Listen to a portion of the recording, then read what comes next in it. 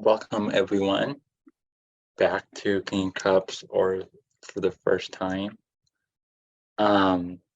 Today we are gonna go do something slightly a little bit different. Of course, we've talked about films on this channel before on the esoteric meaning, but this time we're shaking things up and we're talking about not one but two films. And we're going to be doing some esoteric comparing and contrasting. I'm calling this project The Deep Drive-In. And the two films we'll be talking about today is Society from 1989 and Eyes Wide Shut from 1999. A 10 years difference, but that share a lot of the same themes, so we should fun to get into today or tonight. And with us, we have a group of wonderful people from joining us for the first time, though, is Jake of LocoListens. And returning is alanmarcus.com, Joshua the Branch, and Andy. So,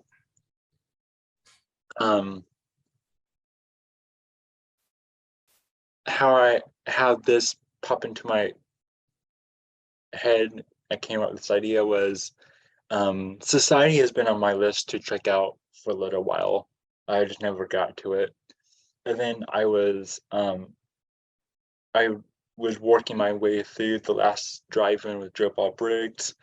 Thanks to Alan for pointing that out, that exists for me. I was really enjoying it, and I saw that he did one on Society. I was like, great, that's on my list to watch. I'll watch it.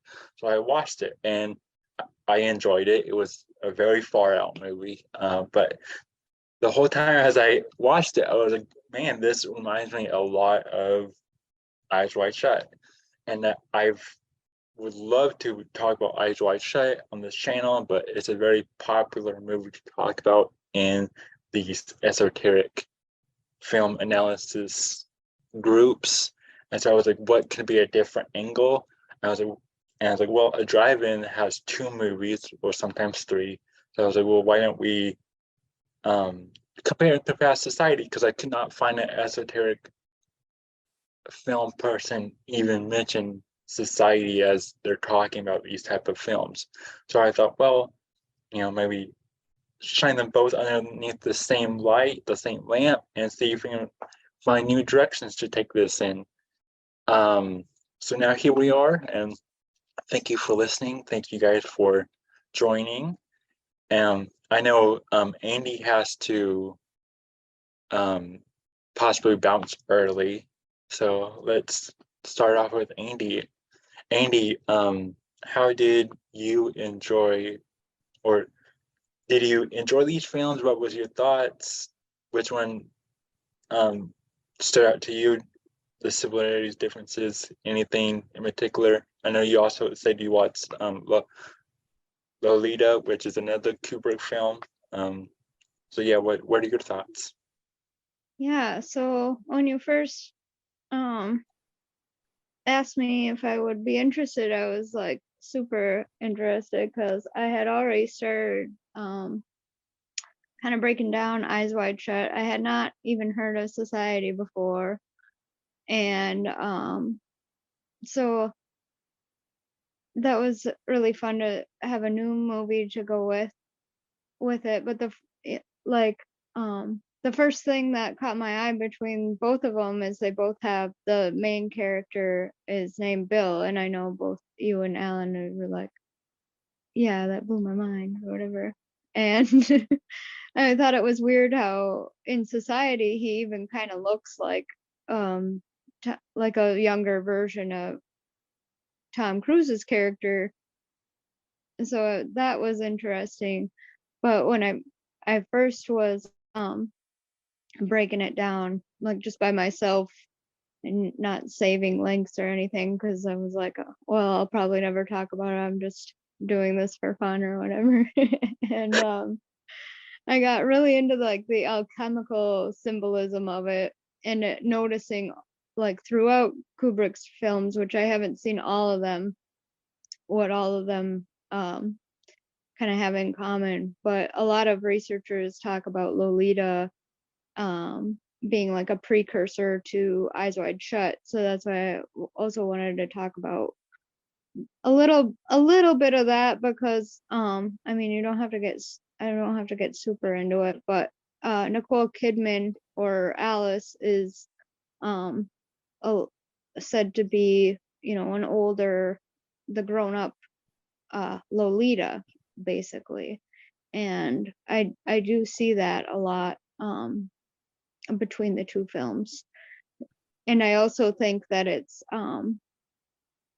like Lolita's relationship with her mom, and there's some mirroring there, because there's also, you have Helena is Alice and Bill's daughter in Eyes Wide Shut, and she's kind of, the next in their family's line to kind of take on this, I would call it like what I like to call it a Red Sparrow role, because there's that whole movie with Jennifer Lawrence that goes a lot into like the whole sex slave entertainment, kind of used with a political thing too. So yeah, there was just a lot to dig in there. I really like the use of like lighting and symbolism in the backgrounds, especially because we're talking about Saturn, and rooms are a cube, and it's Saturn's cube, and you got all this stuff dressed up inside of the cube. It's crazy interesting to me. Yeah, speaking of symbolism, and I know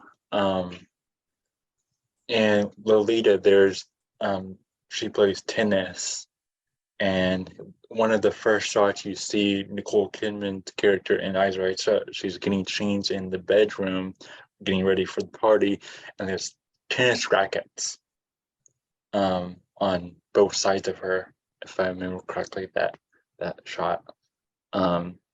Maybe harkening back to what you're talking about.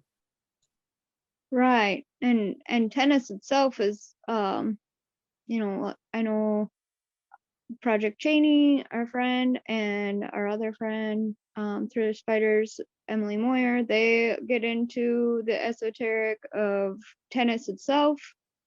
And I think it's interesting, like Zero in tennis is love. So that is a kind of weird way to look at it as well. And another thing about that scene that you're talking about is I had shared in the chat that we had going for just research dump beforehand, a breakdown, and they had pointed out that there's also a pair of empty shoes, but you can only see the empty shoes in the mirror. But in Lolita, there's lots of scenes where her mom, she's got the kitten programming stuff. She's wearing a lot of this leopard print and whatnot. And there's a lot of scenes where she's holding empty shoes. So it's like there's that mirroring again. And there's also mirrors in that scene. So I kind of wonder if Kubrick had planned to do Eyes Wide Shut even back when he had Lolita going, but it's just the mirroring between the two films is crazy. Yeah, there are film in the film community. There's this idea that all Kubrick's films are connected. It's one narrative. I totally believe that one. He's working with the same set of symbols throughout his entire oeuvre, as we will put our noses up a little bit and begin to speak like aristocrats tonight. It's the extended Kubrick universe, and I want to give a quick shout out to my friend Julia of the Cosmic Peach podcast. She's been doing really cool breakdowns of the Kubrick films, one by, so she starts with 2001 A Space Odyssey and goes through and slowly weaves them together. So I definitely want to check that out, because as I kind of mentioned, this was my first Kubrick film I've ever seen, and it won't be my last. So Is this the first time you'd seen Society as well? Maybe that's a good question to ask everyone. Yeah, it was my Have you first time for seen each. both of these films? First time for each. What about you guys?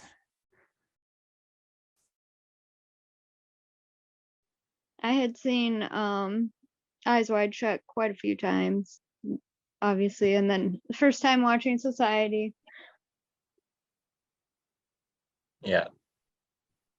Yeah, I've seen Eyes Wide Shut a couple times, and I watched Society again last night for a second time. So yeah. I have a question for you guys too. Yeah, go ahead. So I want to talk about the symbolism in the very first scene where they're in their bedroom, like they're going back and forth between the bedroom and the bathroom. And then that first scene ends when they walk out of the bedroom. And there's a lot goes on Which in movie there. are you talking about? Sorry. Both movies Eyes Wide Shut. begin. Yes. Both movies begin with bathroom scenes and Yes. showers and Right preparations, hygiene. Yeah. Primping really is what it is. It's the glamour magic of the female form presenting herself in the best possible way. Right. But then there's the eyes of the brother and the lover and the other people in the closet peeping on them. Again, if we're not clear what movie we're discussing, it could apply to either movie, which is a very interesting Venn diagram that we're kind of blurring the lines between. Yeah. Yeah, man. I have a curious thought about, well, and I'm curious what you guys think, because when they're in their bedroom and Eyes Wide Shut, and there's a bit of a slight argument about, how do I look tonight? Oh, you look fine. Oh, you're not even looking at like, there's just this exchange that kind of begins with the theme of being blind or being unaware of what's happening. And I was curious what you guys thought about that exchange. There's a lot to get into with that first scene, but maybe we can start there. Yeah. And it's a lot of their the husband and wife back and forth that they have in Eyes Wide Shut. Nicole Kidman and Tom Cruise's characters is they're always talking around of subject, or doubly, triply. There's always layers to the conversations. They're never direct. Maybe because they're not directing their own lives, they're playing these roles as husband and wives, as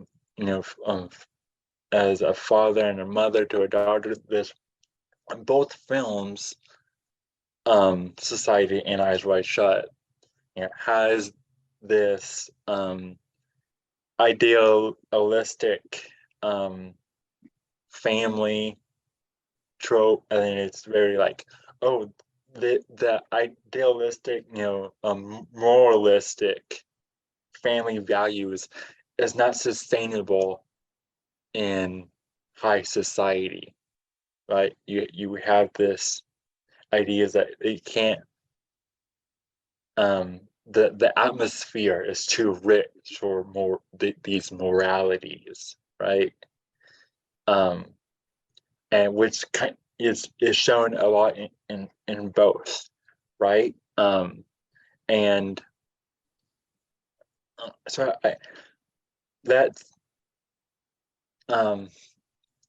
is kind of what really stuck out to me early on watching both of these films, especially because in both films, both Bills have an inside woman who they get infatuated with, who's in the society, in the cult, right? And they they're in it, but they kind of want to get out, but they know they can't get out because they're just swallowing their conscience, which goes back to the Branch and I and our Pinocchio discussion about swallowing your Jiminy Cricket, pushing all your inner voice, your higher self, whatever you want to call it, deep down, not avoiding all and swallowing all the righteousness. Yeah, that brings up an interesting question that I'd like to ask all of you, and that has to do with maybe a meta level discussion of your approach to viewing the film. If we've already set it up to say, well, we're going to compare and contrast Society and Eyes Wide Shut, there's some sort of framing device that we've already placed upon this. And for those of you who are viewing it for the first time, we've already sort of set up this expectation that there are going to be esoteric symbols to analyze, and there will be clues. So you have to take notes. And from that, it's not just a sit back, enjoy the movie experience, eat your popcorn, consume it, and then leave a thumbs up review if you liked it, or a thumbs down review if it was revolting to you. So with that said, what was your sort of expectation? And I will share my method. Since I've seen Eyes Wide Shut and Society both multiple times, I realized that for me, the best way to enjoy Society is if I were viewing it as if it were like Back to the Future, and our Billy Warlock, what's his name? The actor, if he was Michael J. Fox, the movie was just completely hilarious to me.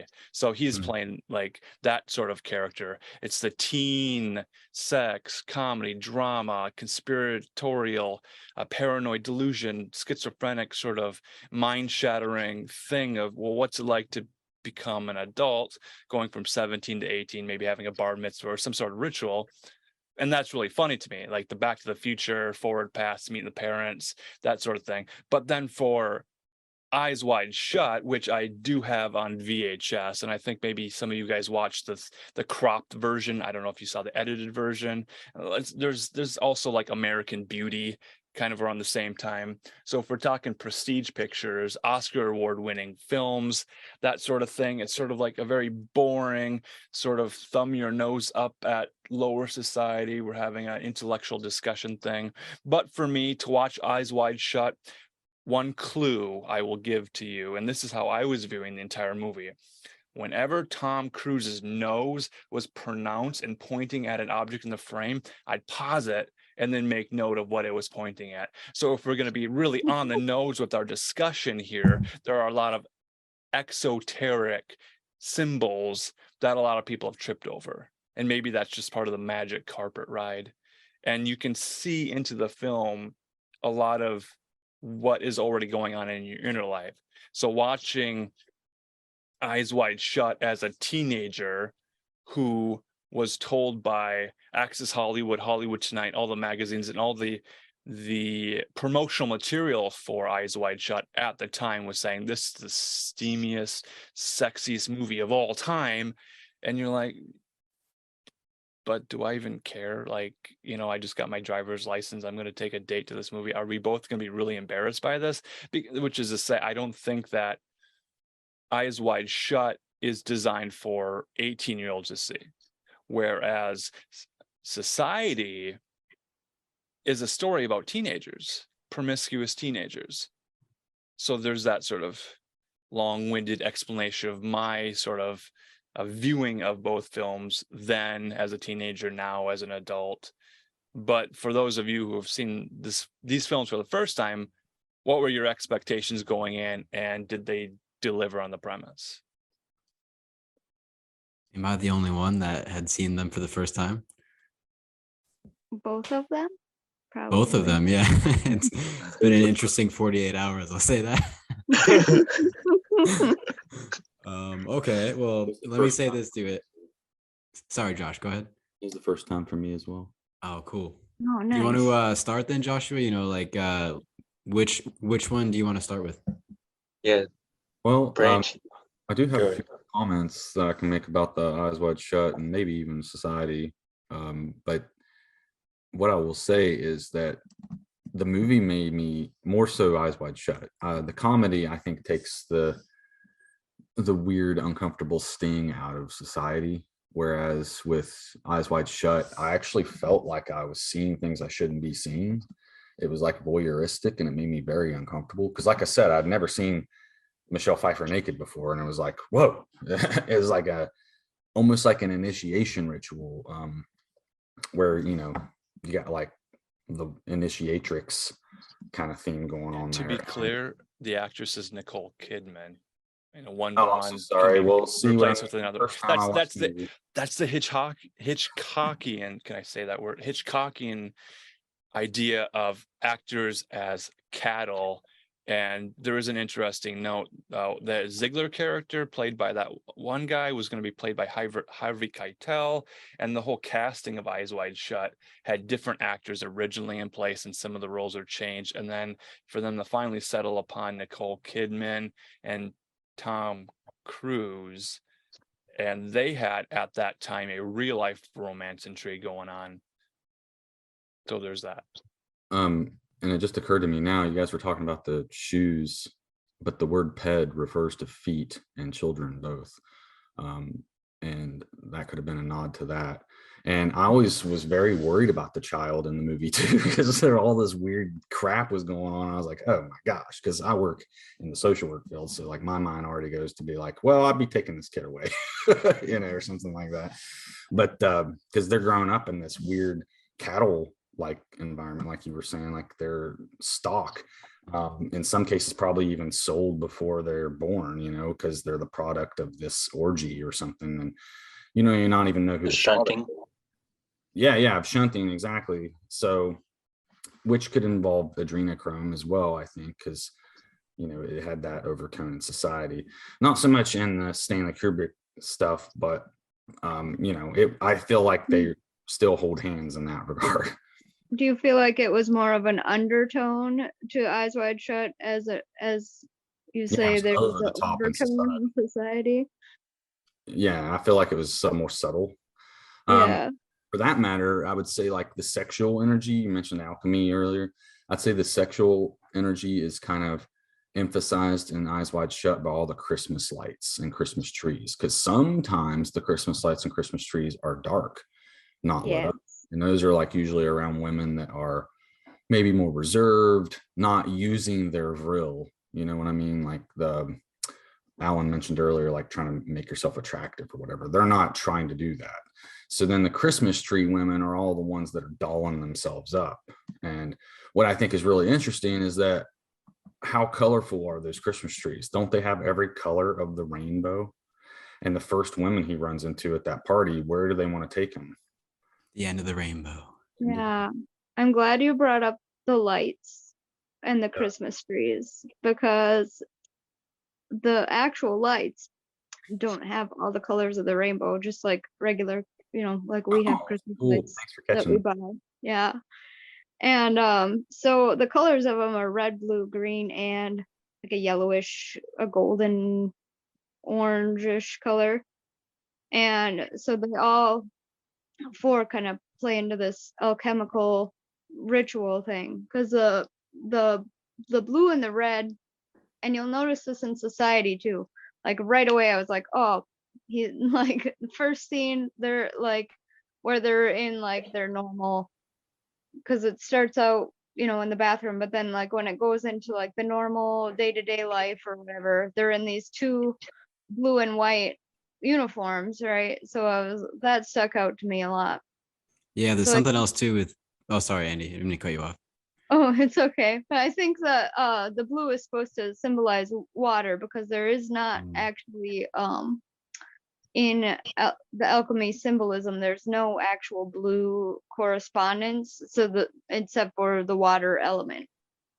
And the red also being Mars. And so there's this whole kind of ritual thing going on alchemical wise, but I also think it's like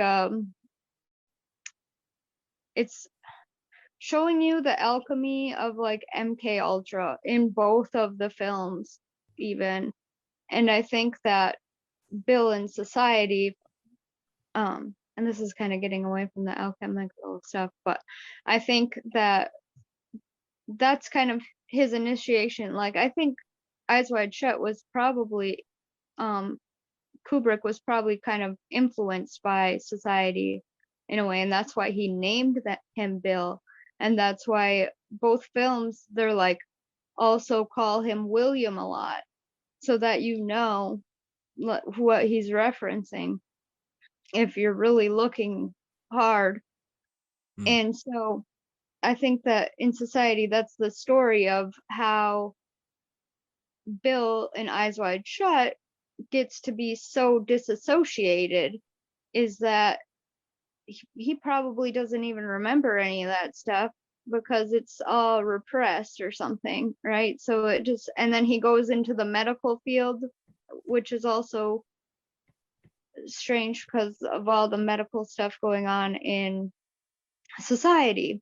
So it's also medical school is kind of known to be like a trauma-based mind reprogramming system because you're forced to stay up very, very late, you're overworked, and yeah, maybe he blocked out all of those memories. And Andy, I wanted to ask you about the color blue, just to go back to that really quick, because we see the color blue a lot when in Eyes Wide Shut, Nicole Kidman is having the flashbacks, or actually maybe it's Tom Cruise having the flashbacks of this sexually devious affair that his wife was having in Cape Cod, right? In an oceanic type of area. Cape Cod, CC 33. Cape Cod, yes. Okay. You guys want to start there? I mean, like, because for the chakras, you know, in the chat, Joshua brought up the fact that, you know, the colors have maybe this other alchemical mix to it, where the throat chakra, I mean, it wasn't until they were smoking dope that they started talking, and, you know, now it came out. And then, you know, maybe this will relate to with blue, with the oceanic consciousness. There's a scene of laughter when she's dreaming, and that's very ominous. It's probably one of the scariest parts of the film for me, just to hear her laugh while she's dreaming. The giggle fits are terrifying. Hysteria is what it is to me. It's hysterics. She's into hysterics. Yeah, with the blue, that's interesting because when I think this was early summer. I was at my day job, and one of our volunteers came in, and she came and talked to me. And now since she's a volunteer and she comes around a lot, I'm familiar with her and I'm friends with her. But she would talk about because she's a devout Catholic, and so she's always talking about being, you know, how being out in nature is spiritual, and all these higher things. That's what she likes talking about, and I love hearing it. I love talking about it with her. But one of our first exchanges, I think it was like early summer, she comes up to me. She starts talking about her grandson, who is only a few years of age, and he's infatuated with this idea of Jesus, but he's also infatuated with the color blue. And we got talking, and she asked me if there was any connection. So for her, I did some extensive research into blue. So I became infatuated myself with the symbolism of blue. And one of the things I found was it's very spiritual color. It's a lot of times it is related to a higher power, otherworldly entity. You also have in Egypt, they would have jewelry that would have incorporate blue into them, and that would be connected to someone of, you know, a spiritual, higher established person. So you have, and then you also think about in the desert, one of the first things that grows that you can see are like a succulent, and a succulent has that light shade of blue. You know, you have this yes. that American song "Horse with No Name" was the very esoteric song. I really enjoy that song.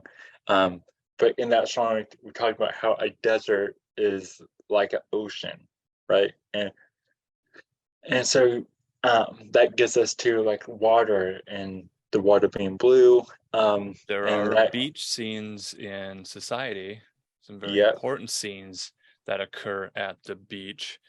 There's a lot of things that were said here. I'm taking some quick notes. On the surface level, blue, that's a masculine color. Red, that's a feminine color. We have the idea of masculine and feminine in Eyes Wide Shut and their marriage together. Again, alchemical marriage symbolism, yes.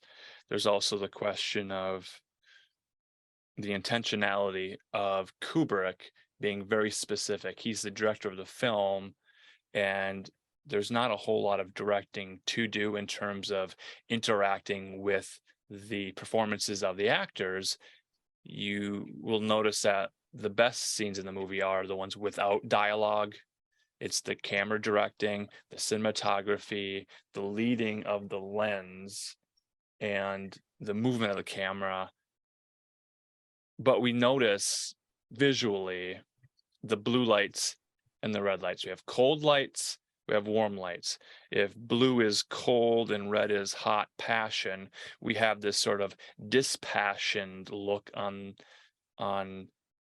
Bill, who's tempted like Jesus in the wilderness. The story of Jesus going to the wilderness to be brought up on a high mountain to be tempted by the opposer, Lucifer, the satanic figure, to say, here's temptation. If you fall to temptation, then this can all be yours. You can enjoy the pleasures of this world.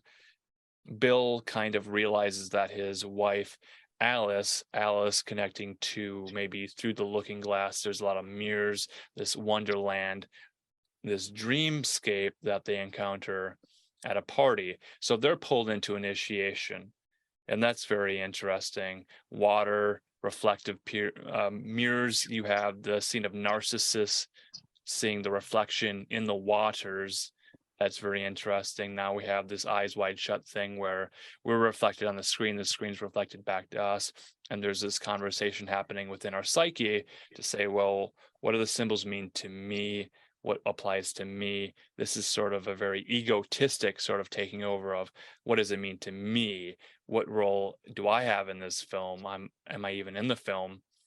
My eyes are open. Are they closed? I'm looking away. I'm focused on certain aspects of the movie and how they relate to me, which is sort of this egocentric aspect of a hierarchy of society.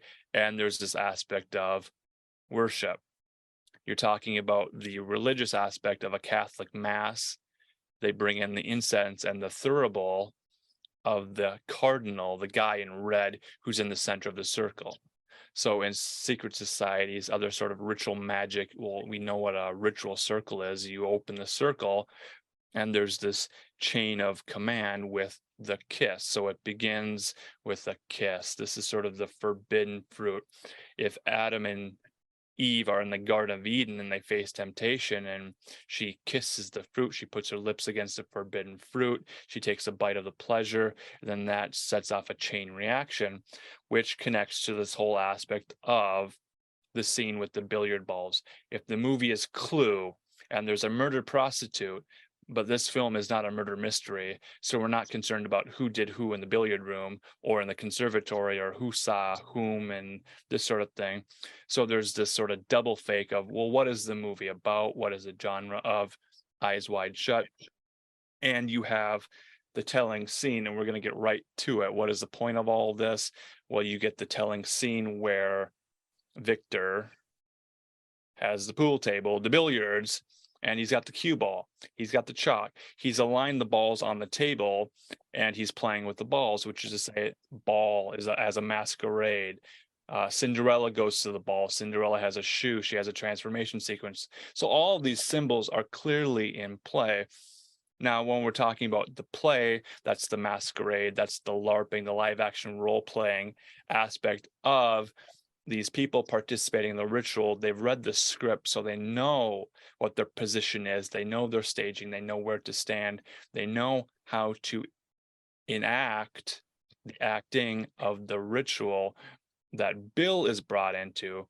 Now we're talking about the billiard balls, the cue up to the events seems to reveal that there's this sense of a false synchronicity, to say that this occurs in both films, where you have in society, you have Billy and he's being gaslit, he's being pranked. So there's a logical, rational explanation to say, you know, I'm your best friend, but I get really angry with you sometimes. So I'm going to put these voodoo dolls in your locker. I'm going to try to prank you and spook you and confuse you. So there are many actors in play acting independently because of the forces that are greater than themselves, causing this hysteria and this possession to bring them to act upon these characters in the drama.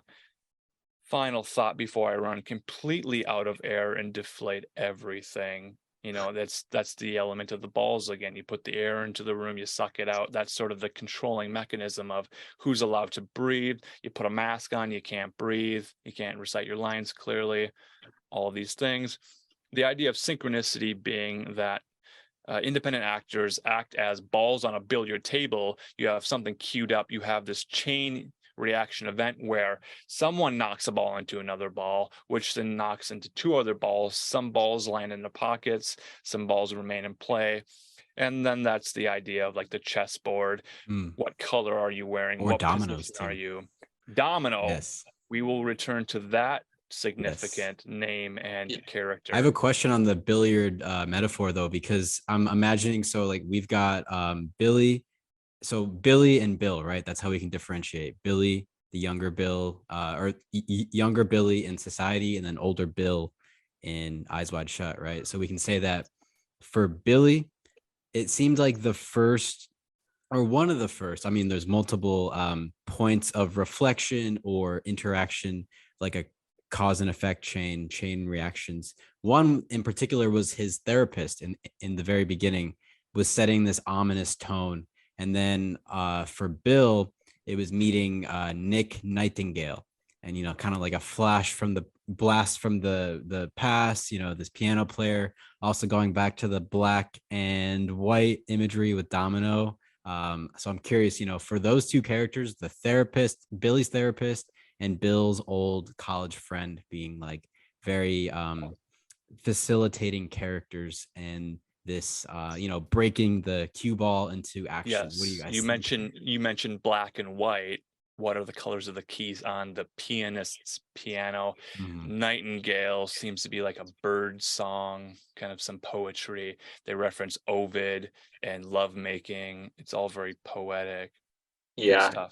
And you had a thought about the rose and the nightingale earlier, or you had some stuff on that. I only briefly Googled it. I was curious if you wanted to expand on that with the rose alchemically and the nightingale, because I know they have a relation there.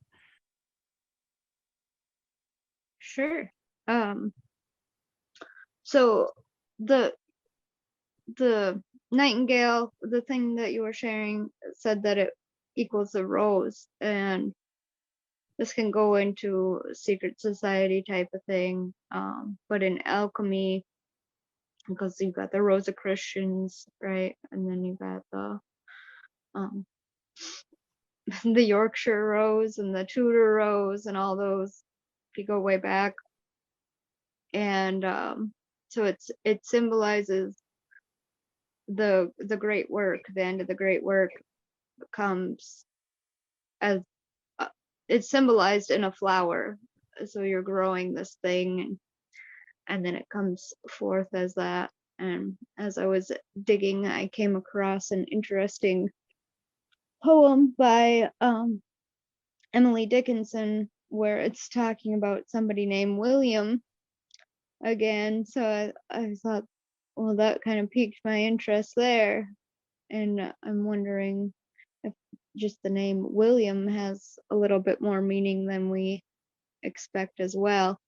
But different colors, even in the roses, you've got in the Tudor rose and the Yorkshire rose and all that. There's the War of the Roses and the white and the red, which would be like a Mercury, Mars, sorry, I get my M planets mixed up, which is iron, and in the albedo state of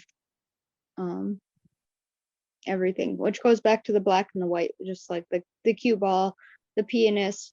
You got all these people in tuxedo, it's like a black tie, but then the servers, Helena, the daughter at the beginning, they're all like dressed in white, and I think that means that they're at the purification, they're already pure. But Yeah. Nightingale, the musician, is in white, and his name is Nightingale, right? I think he is about to go into the black, because it's always, if you put it in a Jungian way, it's always you're going from the black to the white to the black to the white to the black. It's constantly over and over again throughout your life, right?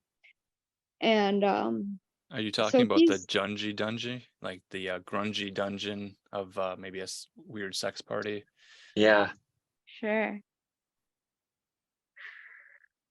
I definitely see parallels between him and Humboldt in Lolita, because the Humboldt also starts out in a white tux.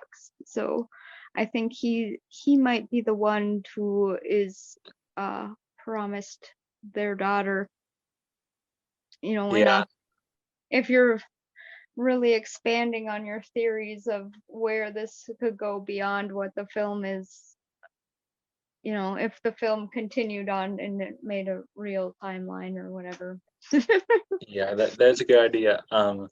I do want to go back to the color thing really quick and let the Brant speak about it, because he was typing a lot of stuff in the group chat about that. But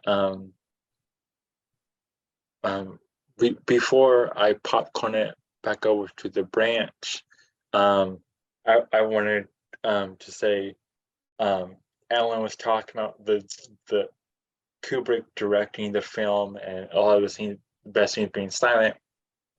Well, to that effect, it's like, in both films, but especially in for this example, Eyes Wide Shut, he's always kind of looking over his shoulder, and which is ideally what the point of view of the audience is, over the shoulder. You experience it with him, so you have that like always paranoid looking over your shoulder, reviewing it from over his shoulder or along for the ride with him, or replaying the animus ego character. Is that the point of view of the audience? Is that where we're being started at? And then Nightingale, you put a sheet over the caged bird to tell it to go at night, and he's blindfolded when he plays the piano. But yeah, the Brants, did you want to speak on the color thing? Sure. I know that there's various times, and it might only be a few times actually, but film noir is used, like with blue light, where he'll be in a scene where blue light is cast on him. So again, it makes me think of this alchemical relationship where he's vacillating between the red light at times and the blue light. We also see the red carpet at the orgy place. I don't know what to call it, but was the pool table also felted red? Because normally they're green. So that would be another red reference there, I think.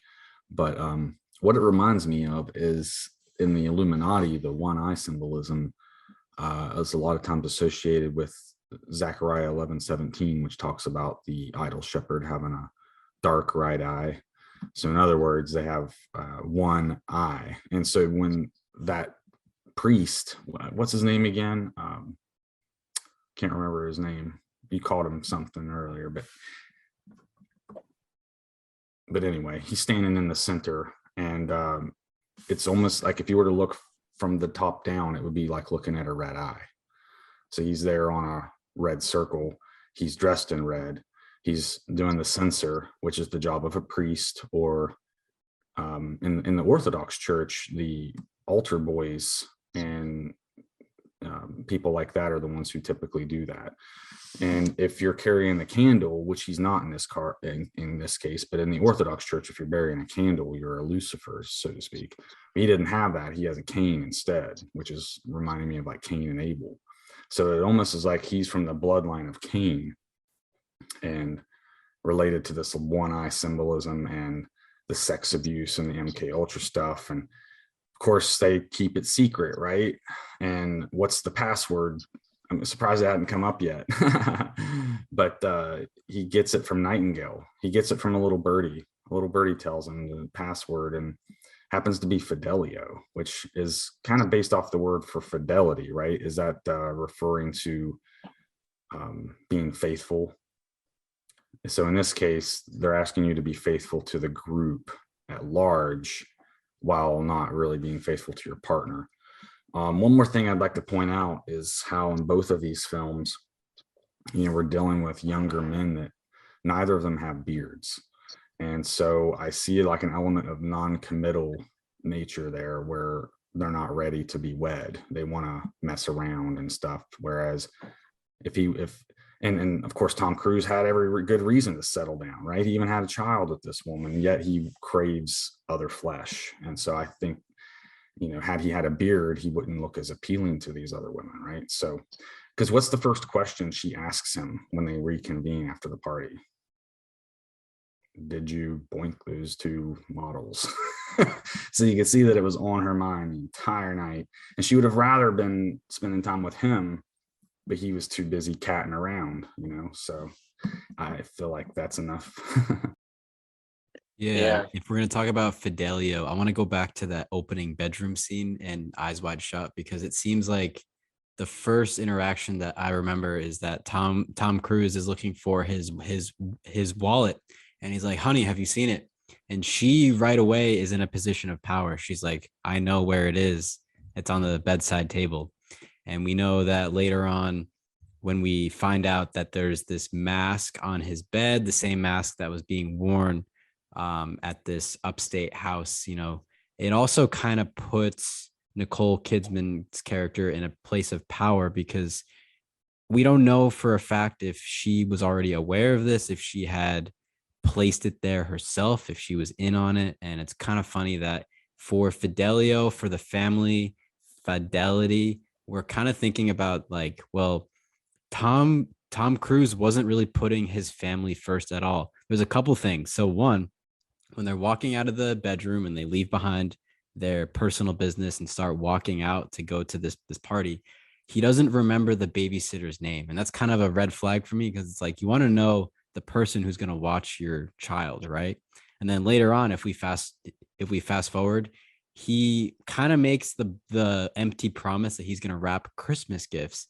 And that is another commitment that he breaks. And, he's slowly breaking down. Even when he's walking with Domino on the street, he's clearly like, this is the in-between limbo phase where he's going to go home, but he's tempted. And it's his will that is being shattered. He's Bill, but he's Will, the will that I am. It's totally shattered by all these magnetizing temptations. And it drives me crazy. I was like really angry at him watching this. I gotta say something about how you brought up the wallet, because as you were talking, it just like came to me. Like, what's another word? What's another kind of a wallet? A coin purse. What is that kind of a slang term for? Some pussy, right? And then where's his pussy at? Like, so she's actually being infidelity too, but that's why she's all paranoid about it, because she knows that she doesn't really, she wants to go and do her own thing, right? But that's Yeah. funny foreshadowing. Yeah. Speaking of Andy, since you are the only female member of this group chat right now, Are you assuming? what? I'm just kidding.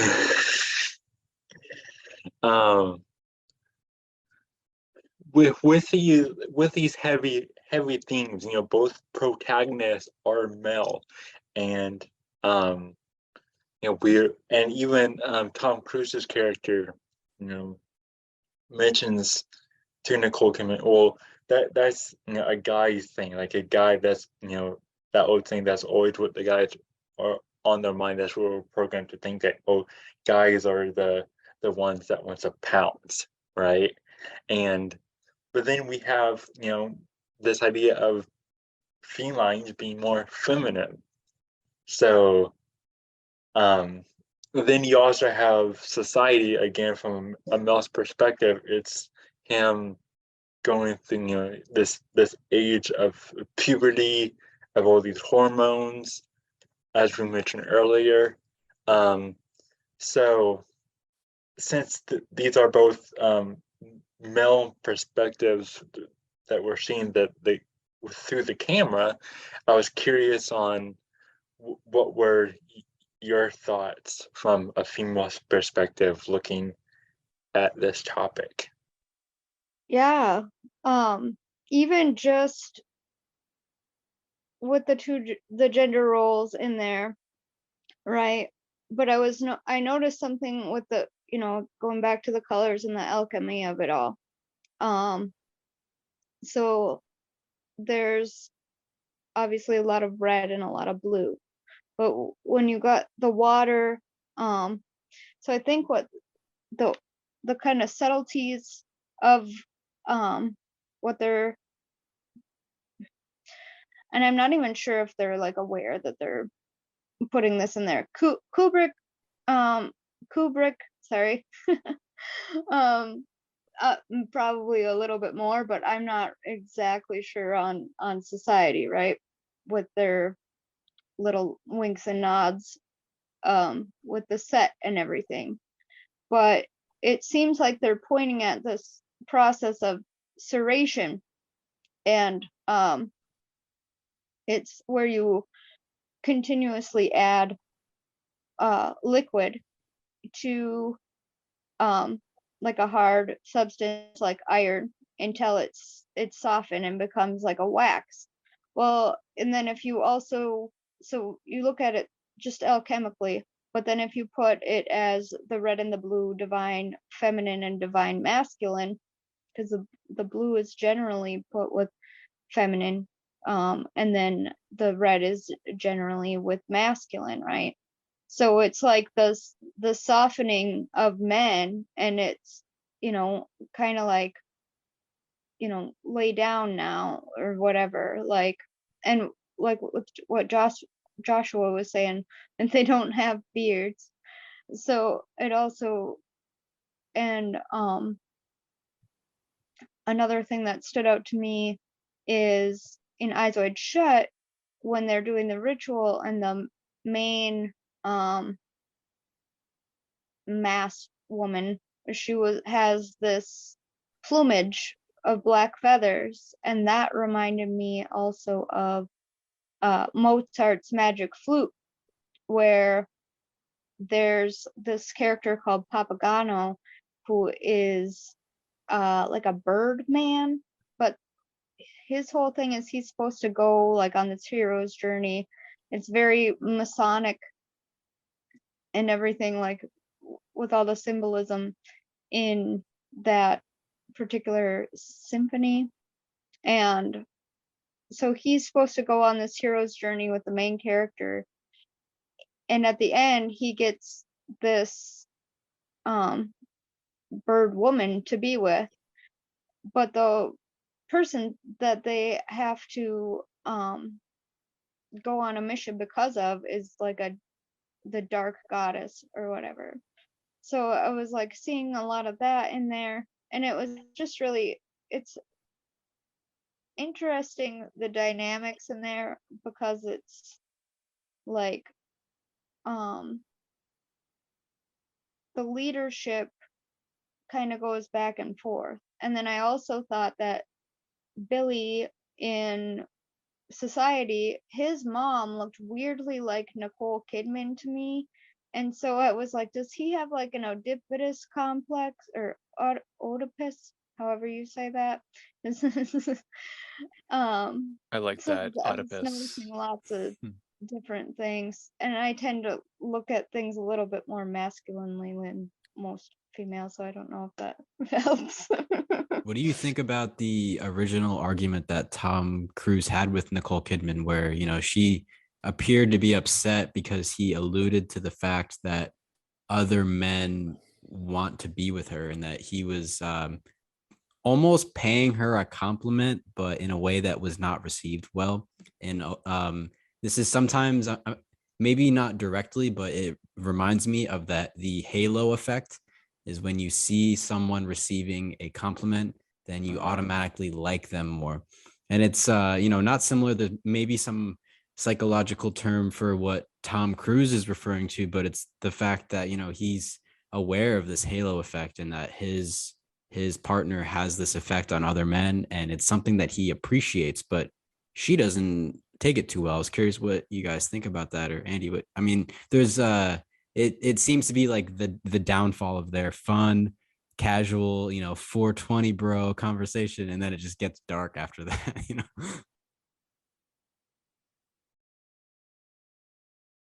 Yeah, I've got thoughts on that halo effect thing. There's the idea of maybe an angelic sort of daughter. So we've already mentioned the uncomfortable nature of the scenes with Nicole Kidman grooming her daughter by brushing her hair. In Society, we have this daughter who's being groomed for her this ritual. What do they call it? The outing, or the whole language Coming of the out society, party. the coming out party, Yeah. right? And there's this strange boy in her closet as a peeping Tom, voyeuristic figure. The whole language of both films comes from an absurdist point of view, with this liminal dream logic, expressionistic, absurdist. It's the dream logic, and we've touched upon it briefly, and I think that would be the headline that is buried beneath so many other people's movie reviews and esoteric analysis. Going through all these other sort of exoteric movie reviews in terms of, well, is it a movie worth viewing? These are my thoughts. Siskel and Ebert give it 2 thumbs way up their bum because they're so entrenched in having to say the right thing in a high society setting. What we're getting to here in this conversation, going under the surface, that's the sub rosa, meaning the esoteric thread, and there's underneath that there's layers to this. So we're getting to what is only just winked and nudged and alluded to in both films, and that's the fact, the role of psychiatry and in general psychology. And if we can't have that discussion, then we are just lambs to the slaughter here. We're missing the point. In Society, the whole onion begins to unravel when we realize that Billy, very much like a Donnie Darko character, he's put on the couch and he has to meet with this guy, this handler, this person who is in charge of his mental health. You have a teenager, 17 years old. He's going through all this stuff, but his family is gaslighting him. His friends aren't his real friends. They're pranking him. In Society and in Eyes Wide Shut, both Bill characters are going on a bogus journey, dude, in which they don't know what's real and fake anymore. And there's no clear evidence to state what drugs they're on. Are they taking a prescription antidepressant pill? Are they taking anti-anxiety medications? All of these things are on the table. You have a doctor who can prescribe himself any medications he chooses to take. So we don't know what legitimate prescription medication he's taking. We do see the young Will, the Billy Warlock character, who is literally roped around. He has a noose around his neck. He's treated like a dog, essentially, a stray dog in their neighborhood, and he's not allowed there. And they rope him down, pin him down, and then they inject some fluid into him against his will. Again, the name Will being his true will. What is his true will? What does he want to do? But it's not a matter of what does Will want to do. It's a matter of what role will play for us, his controllers. That's the initiation that he's forced to go through to understand that he can play basketball, sure, but he's not going to be in the NBA. Even if he's wearing Nike shoes, and we're talking about shoes again, there's a scene in Society where Will is going to a hospital, but I noticed immediately, you can tell that there's two different characters playing the same Will character because they're wearing different shoes. So the metaphor of walking in another man's shoes, seeing from his own eyes, this sort of thing plays into all of this. Yeah, and when he comes out of the hospital, he has a completely different personality. He's born again. He died, and he comes back, and he has a new personality. I'm liking the direction you're going, because these are both very psychological films, and there's a very deep psychology that we can get into. One of the things that I wanted to kind of weave in here is, we're talking about flesh. These are both films about urges of the flesh,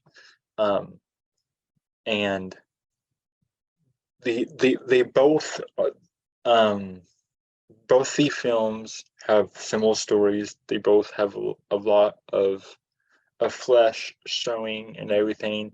Well, one, Society is a exploitation film from the 80s, where Eyes Wide Shut is a big Hollywood production with big Hollywood actors. These films are set 10 years apart, but one is shown in the underbelly of the film, like, oh, these films are for weirdos and people who just want to watch these exploitation films. But now, 10 years later, here's a rebranding of the same narrative, the same journey, these same things, but with big actors, with even more TNA and things like that. And so that can, and we see this in modern times as well. There's this films have become like a who can outdo who type of a competition, who can push the boundaries of what can be shown in the media. And so you got to tease it a little bit more, you got to push it a little bit more and excite the people a little bit more. So there's this idea of acceleration and arousal, and that can go back to like psychology, like when you're aroused, your mental state is altered. These are very big. You see red. Yeah, you see red, exactly. So or experience blue balls. or blue balls, yeah. So I wanted, I know Alan is familiar a lot with exploitation films, and so I wanted to kind of pass it back off to him, see if he has anything on all this, that anything about this really. On the theme of exploitation, Well, absolutely. Yeah. The idea that Society is an exploitation film for teenagers it makes it very interesting with the titillation. The exotic looking girl who has the strange mother who seems to be an inbred failed experiment, this large Marge character who's always she's pulling out people's hair and then eating it. She seems to be kind of the slothful cat character, and maybe the whole idea of her collecting hair might have to do with this law of contagion, or sort of a voodoo doll insinuation happening here, where if you get someone's genetic material, then you can kind of affect them, spooky action at a distance sort of thing, which seems to be the theme of controlling someone. Now, we were getting to the point where our crazy Crone here is talking about alchemical symbolism and this pliability aspect of taking a hardened substance and molding it through this constant stressing effect, where Billy Warlock goes through a series of events, these initiatory rites of coming of age, and there is this sort of microcosm high school politics with the hierarchy, and he's up against this wealthier family. So it takes a few viewings to really get what the plot of society is, because of the spectacle of the special effects, with the shunting, with the molding of human bodies and flesh into one mass of this Borg-like entity where they are all working together. They sort of have this psychic connection of their bloodline breeding and inbreeding, where Billy is like, I'm not from this family. I'm not society. I am raised in a society home, but I am not of the stock and the bloodline and the genetic material. Again, the sister's name Jenny, generational, genetic sort of idea of her role in this, and her appearance being similar to her mother's. Her mother is grooming her. This gets into the uncomfortable field of the satanic panic. So we're talking about exploitation films, and society is exploiting the ideas of the newspaper headlines and all of the research that goes into creating the script. Now, there's the idea of what is the location. We have a beach, we have California, we have this area of Beverly Hills. There's actually the name. So you pick up on the details with the name of the canyon. What is the name of the canyon? It's a Franklin Canyon. So this idea being Frank, but for those of us in the know who've been researching the truth movement and conspiratorial ideas, that brings us to the Franklin cover-up, or the Franklin scandal, which is out of Nebraska, and the idea of referencing child trafficking. Boys are being picked up, and if you have the talk of East Coast versus West Coast, but then you realize it brings you to the heartland of America, there is society and secret society and members of order following police and public positions with your mayors and your governmental organizations. That's happening in the microcosm when Billy's on the stage. Well, again, Billy's on the world stage. Billy's on stage. Billy's giving speeches. Billy's having to present to an audience what's going on in his life, and they're reacting to it. They're looking at him. He's a public figure. They've thrust him onto the stage to be a public figure. And will he sink or swim? Will he survive this? That's the exploitation of taking a boy, molding him through the trials and tribulations to see, will he emerge stronger for it? Now they're plying him through behavior modification, combined with the psychiatrist who's prescribing medications for him to make his mind even more pliable. And in this way, a lot of people would say, well, that sounds like MK Ultra. That sounds like mind control programming. Yes. Now, a lot of people get hung up on that one word and that one idea. It's much more broad than that. Returning to Eyes Wide Shut, the character of Domino. We need to talk about her more. Domino's fall, yes. What does the word domino mean? To dominate, dominus, lordship, worshipful master. There's a hierarchy. People genuflect when they know that there's a superior order that they need to bow down to and take their orders from. Yes. That is the idea of the exploitation of the pawns on the chessboard. Yes. Question about the hierarchy, the dominant structure, and culturally, that there was an interesting point. I think it might have been from the Jay Dyer video, which was awesome, by the way, that hour-long breakdown.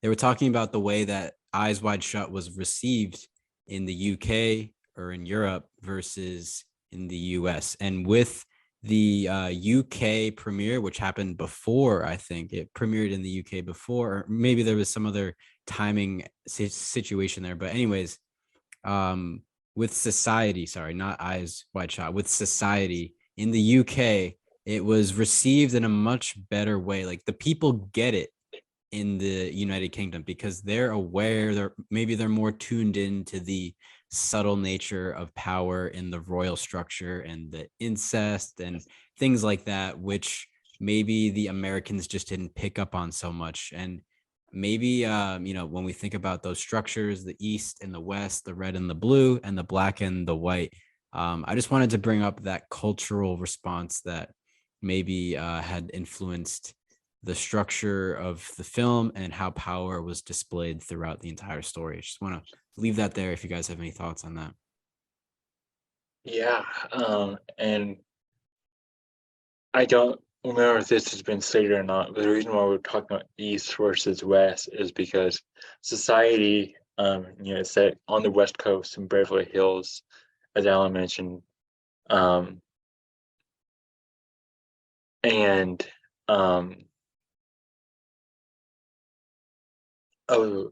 Eyes Wide Shut is set in New York, so you have both sides. Andy, Empire did you have State. anything else to add to it? Oh, she says Josh first. Josh, did you want to go first? Yeah. Oh, sorry, I'm holding the space bar. So one of the things I noticed is that not just the Christmas tree, but a lot of times there's the star of Ishtar. And she was known for being very sexual and warlike. Kind of reminds me of the Blondie song "Love is a Battlefield." So I think that is something that kind of crops up a lot, and it's a lot of times when you see the lights on. So it's again like a reference to this sacred prostitute temple kind of motif in the alchemical sense. And so when Tom Cruise's character chooses to like sleep with other women, basically it's in a way, it's like he's choosing different gods instead of worshiping his wife.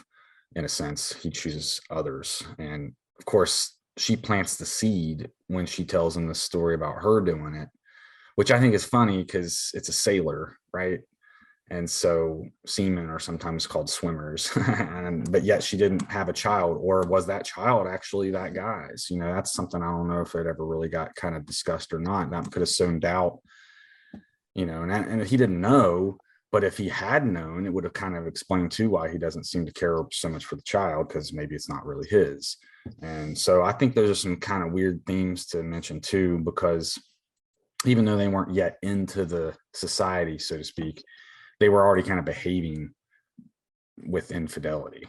So I think that the whole theme of the story is that. And what I think is so cool and interesting is like at the very end, what do?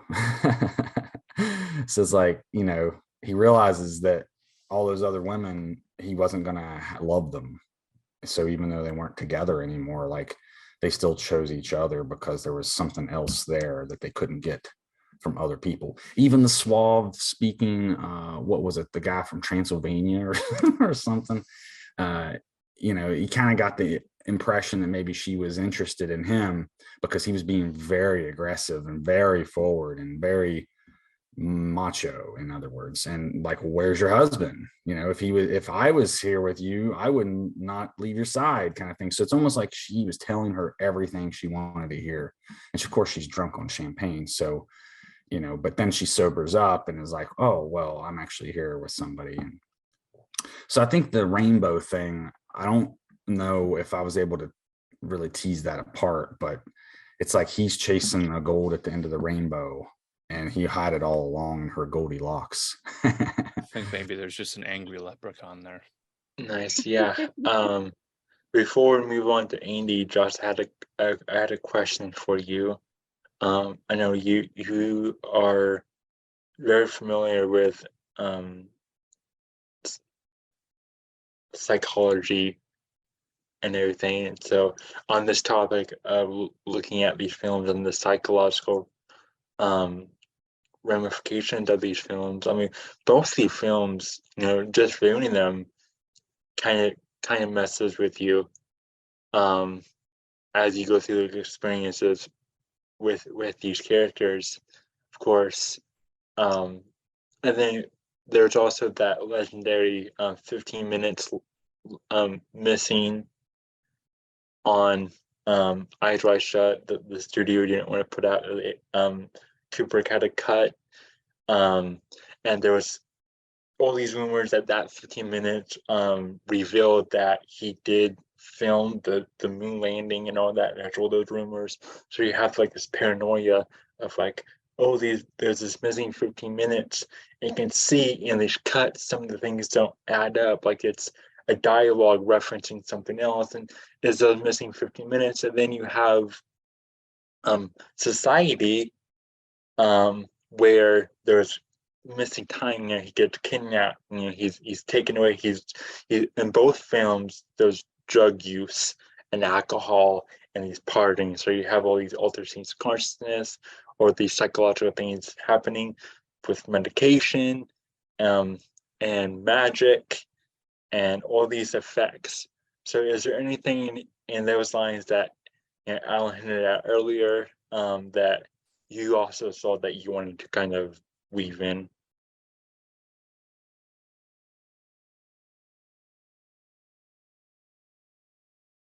Were you asking Alan specifically? Or you, I just would Josh? say that there's like this initiation ritual aspect, and I think just having watched the movie, it has an effect on you. And I think I got to kind of witness that having watched it for the first time, because like I said, you're getting his perspective, like over his shoulder, where his nose points. You know, Loco even mentioned like how he got viscerally angry. Like I did too. I was thinking like, this guy is such a jerk. But it's the thing is, they made him a good bad guy in a way. It's like he was likable in a sense, but still very flawed. And I think in a way he was also naive, because it's like curiosity is what basically leads him to this place. I mean, he goes through all this extra effort. He stays up all night and doesn't return to his wife because he goes to the rainbow room and gets the mask and cape and everything. So he claims his anonymity, his cloak of anonymity at the rainbow room. And of course, that guy's pimping out his young daughter too. So there's that weird element that pops up there again. And so I think that, you know, it's like at any point he should have been seeing red flags, but he kept going deeper and deeper and deeper. And then before you know it, he was standing before the biggest red flag of all, and that was red cape. And so I think that it's almost like, you know, a cautionary tale. You know, like if you were to be Bill or Billy yourself, what would you have done? Would you have just, you know, avoided it? Would you have let your curiosity get the best of you? So I think while watching the movie, of course, society is a little less serious, but I think there's scenes where you might ask yourself like, oh, that's really weird. You know, why is he doing this? Or how you would have acted differently. So I think in a way it's meant to have like an effect on you psychologically and kind of give you a taste of this MK Ultra type stuff. Of course, it's just a movie, so it can only do so much, but I would have really liked to have seen the extra 15 minutes though, because I have a feeling like, yes, it's just 15 minutes, but I have a feeling there was a lot in that would have probably added a lot to our discussion too. So if you have any comment on like the director's cut, it'd be nice to know maybe a little more about that. But yeah, I would just like to leave it at that. I think it's about it like a ritual. We have rites of passage, like getting your license, maybe drinking. Some of these things are very shallow and silly, and for him, it's like it was never enough. So I think it's the same thing that happened to King Solomon. He had 300 wives. It was never enough. And and in the end, what happened to him was he slept with a priest of Bel, and priestess rather. And when he did that, the spirit of God left him finally. And so even though he had already had several wives, it was when he chose to serve another God, that's when the spirit left him. So in a way, it's like you can kind of look at it too, their marriage dissolves. So it's almost like they both experience, in a sense, like a fall from grace. The temple becomes desolate and they're not married together, so those bonds of matrimony are perhaps irreparably broken, but there's hope though, because of course, I'm sure that won't be the last time they copulated in the movie, of course. Well, they had been married for 9 years. They have a 7-year-old daughter. Yeah. So Andy, what are your thoughts on where we're at on the conversation? Yeah, I like that, Joshua, you brought up the naval officer, because that's one of the people they say. So the in Lolita, not to spoil some of it, but there's the older gentleman in it. That some people have said that would be the parallel in Eyes Wide Shut. Because now he's in the black and everything, and he would be around, kind of that age, and she would be around that age. And I found it interesting because her dress during those scenes mirrors the mother's dress in Lolita. I noticed as I was rewatching Lolita. I was like, oh, okay, so that's kind of showing you, like, she it almost feels like a foreshadowing of a divorce, maybe between her and Bill, right? And so then she's gonna be this, or that he's gonna be, offed or something. As somebody else was pointing out in one of their breakdowns, that the X's in the windows usually foreshadow a death, cinematically. And so in Lolita, her mom is also a widow. And so it's kind of showing like it's this cycle going on, just like the shoes are empty, so now somebody has to come up and fill the shoes. And it's kind of strange, the haircut and everything of their daughter, and like the hair color is like very similar to some of the other slaves or women in the rest of the group. But I also think that that kind of goes back to the thing with Jenny in society, how it's like, and then Larissa, I think, is the other gal's name, and how the mother and the daughter are both in it, so it's showing you like, if your mom is this, you're gonna be this. Kind of how that works in that world. And I did notice throughout all three of the movies, like, there's masks on the wall of Domino's apartment. There's masks on the wall of the psychologist or counselor's office in society. And there's also these, they're not masks, but there's a lot of little tribal, and they're all like figurines. They're all kind of African. So I was gonna ask Kris and Alan, are kind of more into the magic side of things, what they thought about maybe like a like a hoodoo voodoo connection to Saturnalia and the 8-pointed star and Bingo. things That was on my like board. that. All of those Alan, things. you can go first, Alan. Yeah, I was wondering how long it would take me to sit patiently for you guys to say Saturnalia. Okay. So, Eyes Wide Shut. Is it a real Christmas movie? I think the movie was released to the public in July, more around the summer solstice.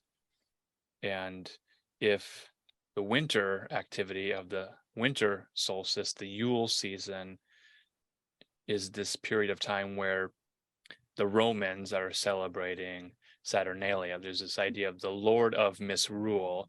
We were talking earlier about the will and the willpower that these two heroes have. They're not heroes. They are not heroes in the story at all. They are fools. They are being played.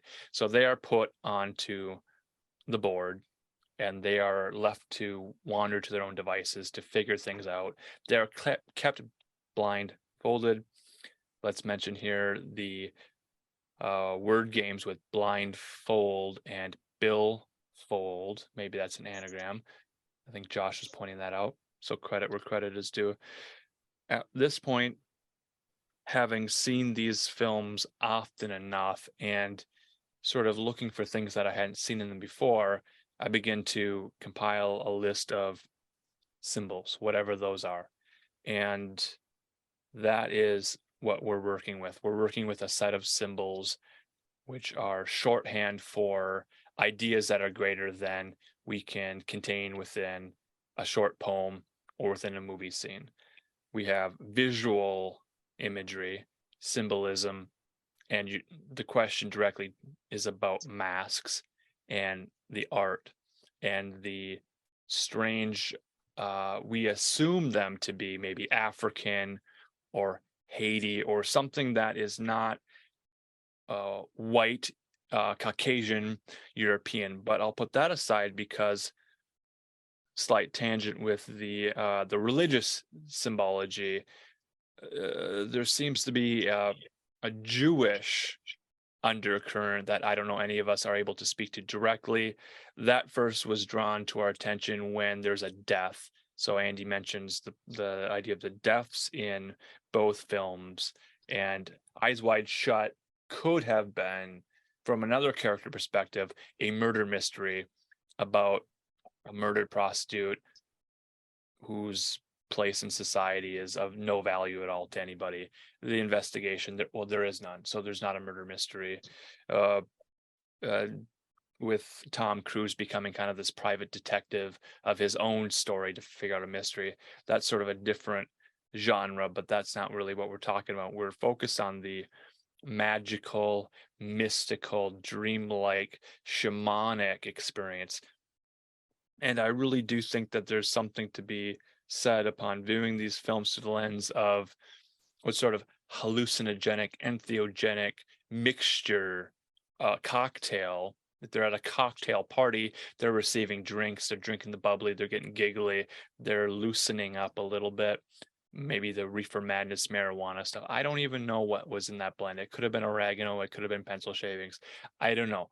But the effect of this strange series of events causes the mind to sort of dissolve and then have to rebuild itself with the narrative of the chain of events, the chain of custody, which goes into the idea of, again, the genetic lines that are traced back to, the important Caesars and the Genghis Khans, and these ideas of having the paintings on the wall of significant historical figures, Genghis Khan, warriors, family nobility, which brings us to the idea of the blazons on their, what is the word for the flags that they have, the sort of this emblem on the, there's a lot of symbolism in it. What are those called? Do you guys know? It's like a chivalric order type of a thing where they have their family, I think family crests maybe, that gets into that. So those are things society members have. Society members have family crests. They have the blazon. They have this imagery. And this is where I will go into the symbol web. We have a master of symbols, Kubrick, who is a visual storyteller.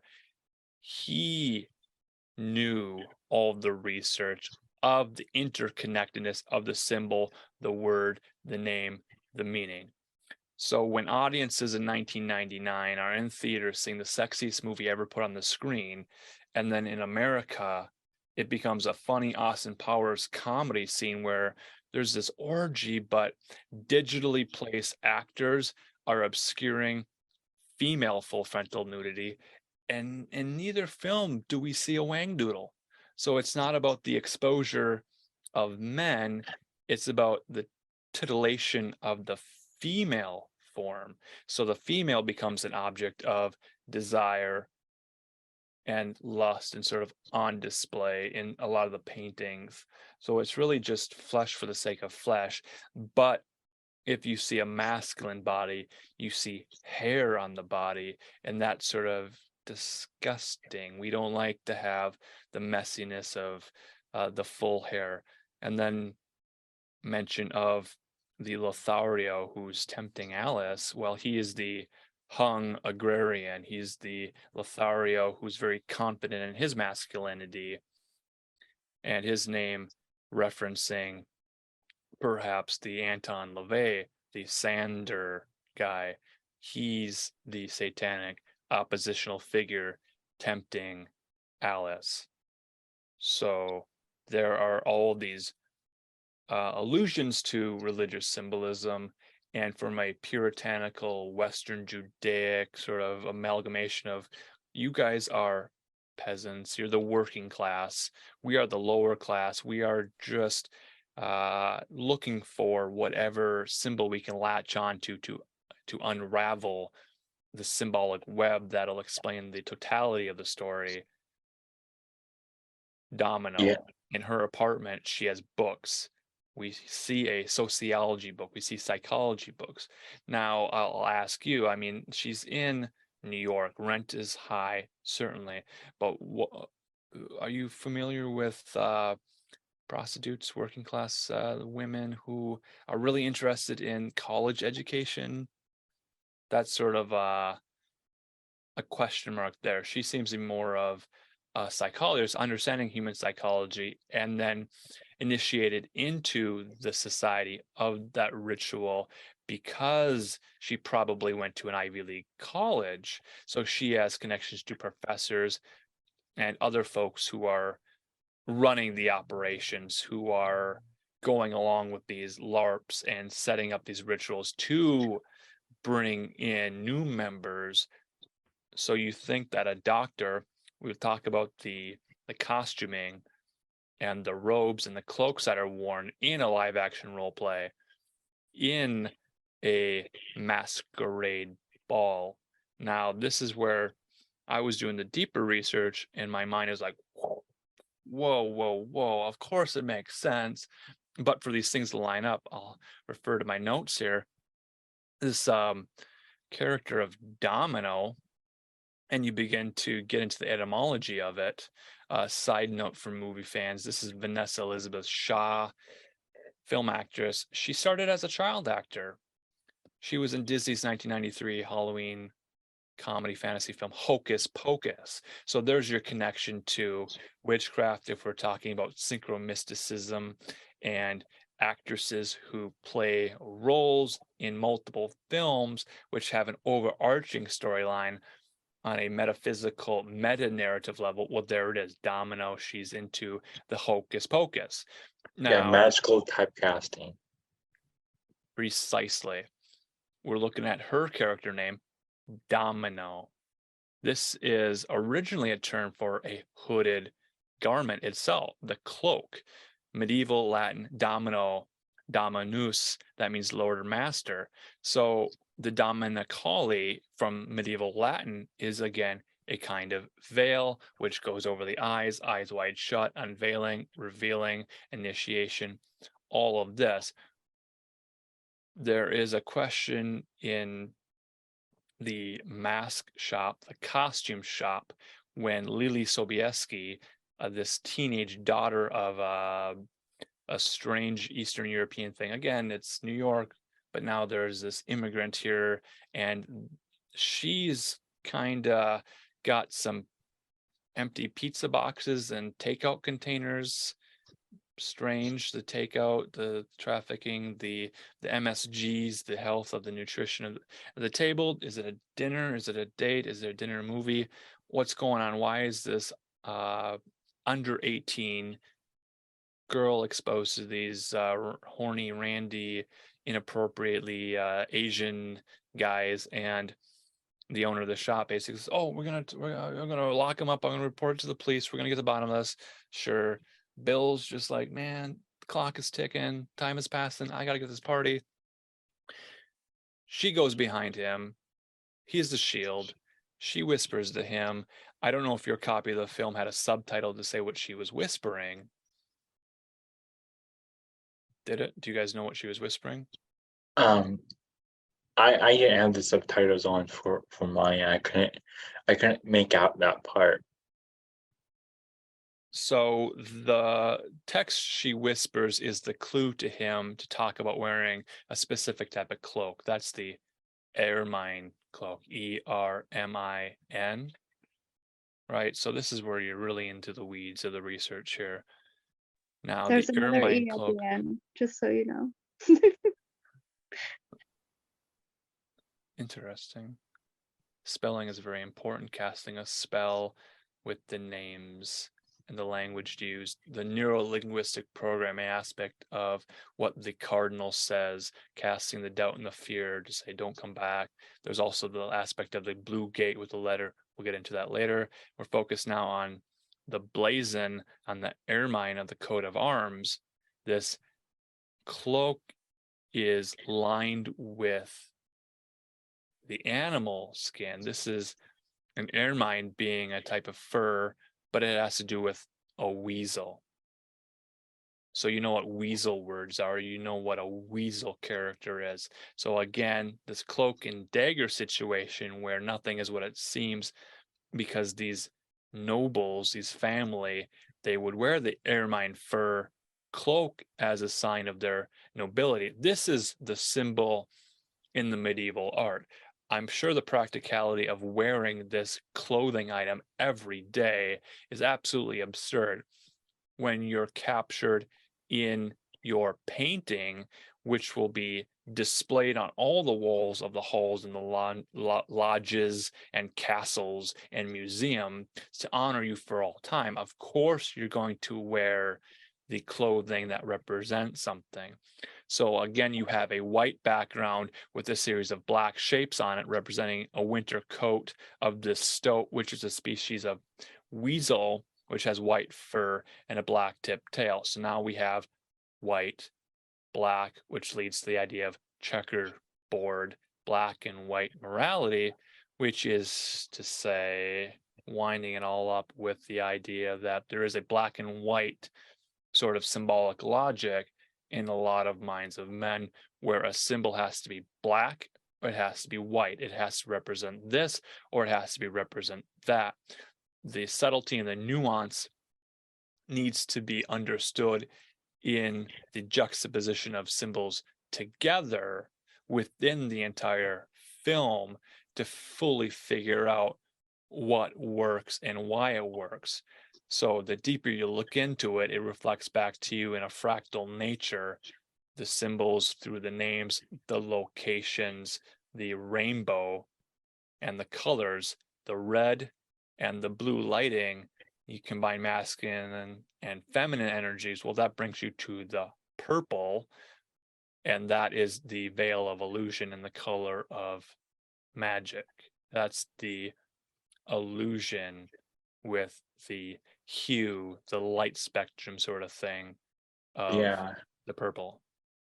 You're talking about paintings. I know in the chat earlier today you shared a picture, a screenshot from Eyes Wide Shut, asking about a painting that's in the room when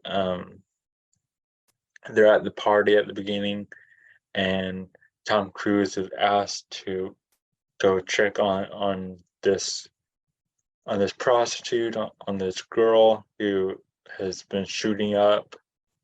And as they're talking, there was a painting in the background of a woman sprawled out, very Titanic, paint me like a French girl type of pose. Yes.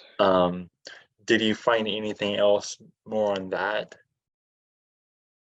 The painting, the woman kind of lounging on the chaise lounge sort of thing. What's interesting about that, our woman, I think her name is Mandy, she's in front of this painting and she's posed as the painting.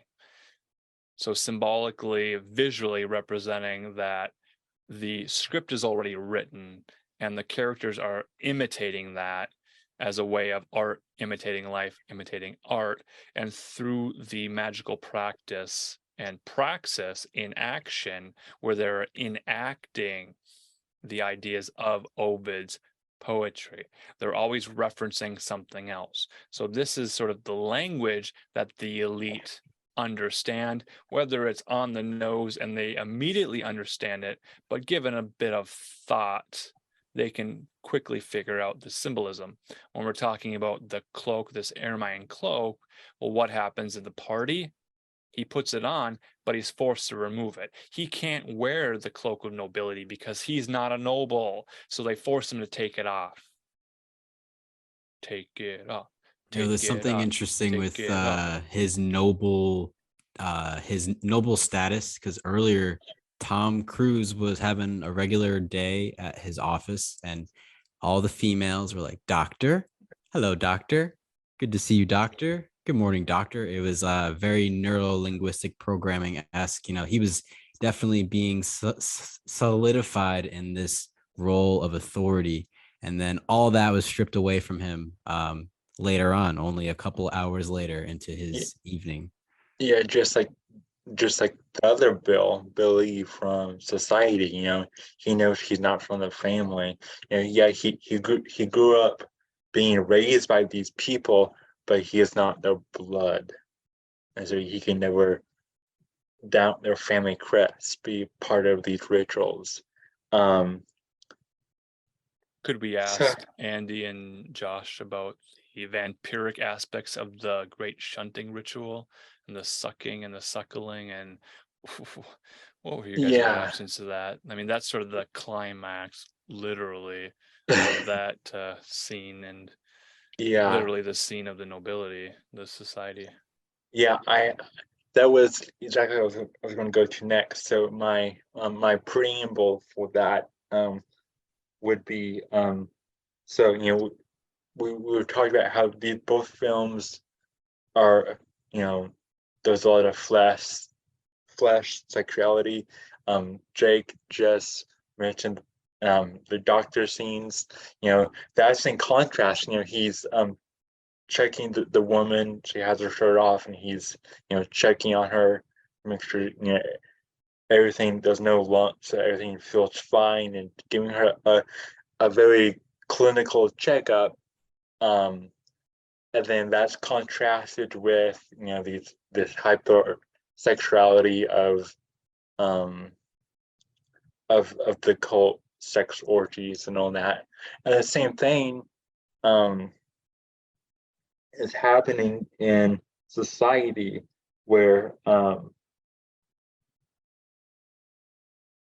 in a different sort of way, where you have all these hot young people, and then when you get to the sex orgy cult ritual, you have all this grotesque practical effects put on them, and so there's all that mirroring, that subversion, that contrasting in both the films with the idea of flesh, which gets us to the act of fleshlighting. And so the shunting for our audiences, the society claim in this scene that they're aliens, but they're not from space. They came up alongside humans. So it's like this ancient aliens, other like Homo sapien. We have these stories of another type of man coming up alongside Homo sapiens and all this mystery being. So you're kind of alluding to that, and then the shunting their bodies are melting together in this weird Cronenberg type moment, and they're sucking on a ritual sacrifice. But you don't see any blood. You see liquid, and it's very slimy, maybe like some other bodily fluid. It's very adjacent to placenta casserole. Yeah, that's. Thanks for saying. I was trying to. Yes, it's very placenta, casserole type of a moment. There's a hot tub, and they are all kind of stewing together. So there's this idea of they're stewing in their own liquids, all of that stuff. Yeah, and you also see in both films, like we mentioned, medication, drugs shooting up, which I thought a little sidebar. For Valentine's Day the other day, I watched Frankenhooker, which has super meth, super crack in it. Right. So, and the drug with Mandy, that's a speedball, kind of like an 8-ball, kind of like the magic 8-ball, connecting it to the billiard. So that symbol of what does a ball mean? What is a globe? There's a global dominance of the society. So again, these things in a neurolinguistic programming way, I mean, that's sort of one way to talk about spell work and spell weaving, using intentional language and having the symbols around you. For example, Donald Trump is always surrounded by gold. He's the gold member. He's the gold finger. His masculine aspect of him, his wand is gold, and it's whatever it touches, she turns to gold because he's buying her all the gifts and giving her the gold, and his aspect of like grabbing it by the pussy and that sort of stuff. So we have all this language of domination, lordship, submission, and then shunting, which is like the aardvarking scene gone awry. And it's just but where are the wang doodles? Come on. And that got me thinking about what are they using to inject them up with? They also, there are societies, so it could be anything. It could be magical, but the thing that stuck into my mind is, we're talking about placentas, Dr. Feelgood, and that the real life doctor who created placenta meth and was shooting up JFK and Marilyn Monroe and all these predominant figures. Right. That kind of stuck out into my mind. And before I pass it on to you all, I was the last thing that kind of trickled into my mind as I was thinking about this was, so what is so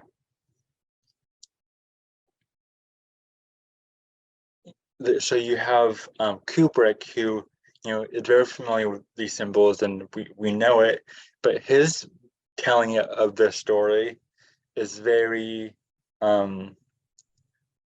much more mundane. He doesn't showcase the magical up front. The magic is always in the foreground, or in the background, not in the foreground. I mean, where in society it is very much more magical, and the magic of everything is in the foreground, not in the background. Do you think that goes back to what Alan was speaking about earlier? Like, for the demographic of society, it's more of a thrilling slasher kind of like horror flick that your teenage friends might go out and on a Friday night, and then in Eyes Wide Shut, it's the reality, the subtlety, and the marital affairs too. I mean, kids wouldn't really relate to that.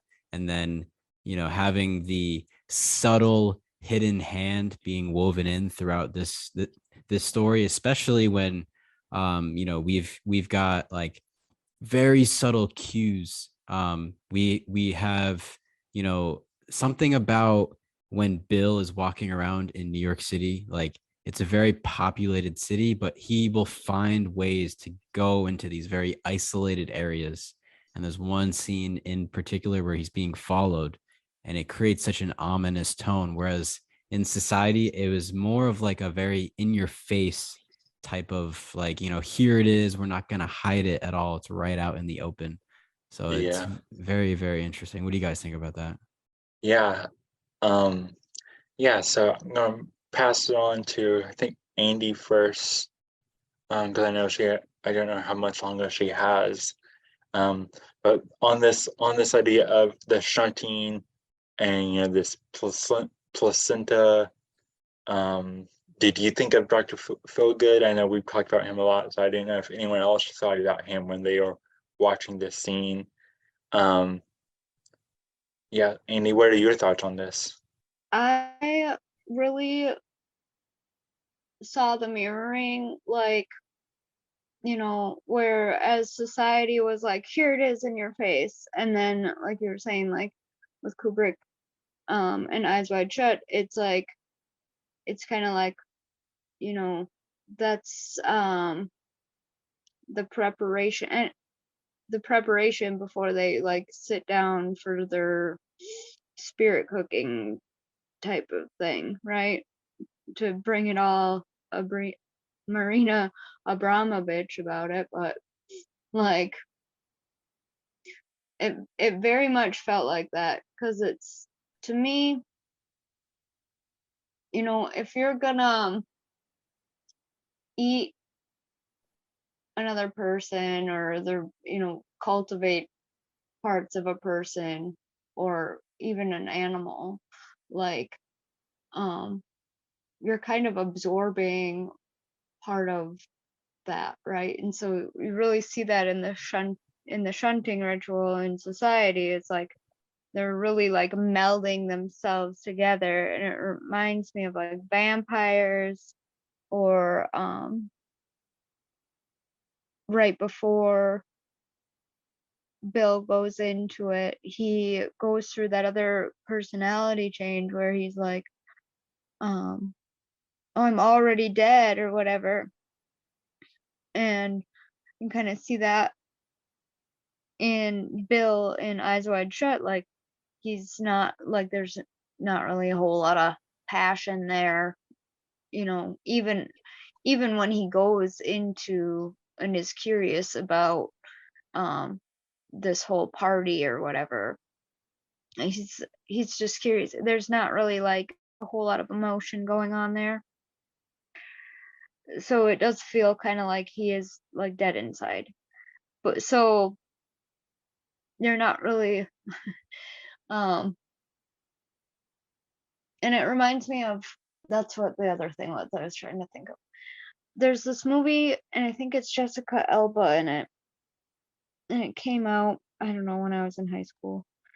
But somebody gets an organ donated, and then they start having like premonitions or like visions of the person that they got their organ from. And back then I kind of was curious about that, and I guess there's a lot of instances of that happening. So I feel like, the shunting ritual is kind of showing like that's how they do it. They just kind of suck stuff out of you, and some people just do it energetically, right? And some people obviously want to go a little bit more extreme with it.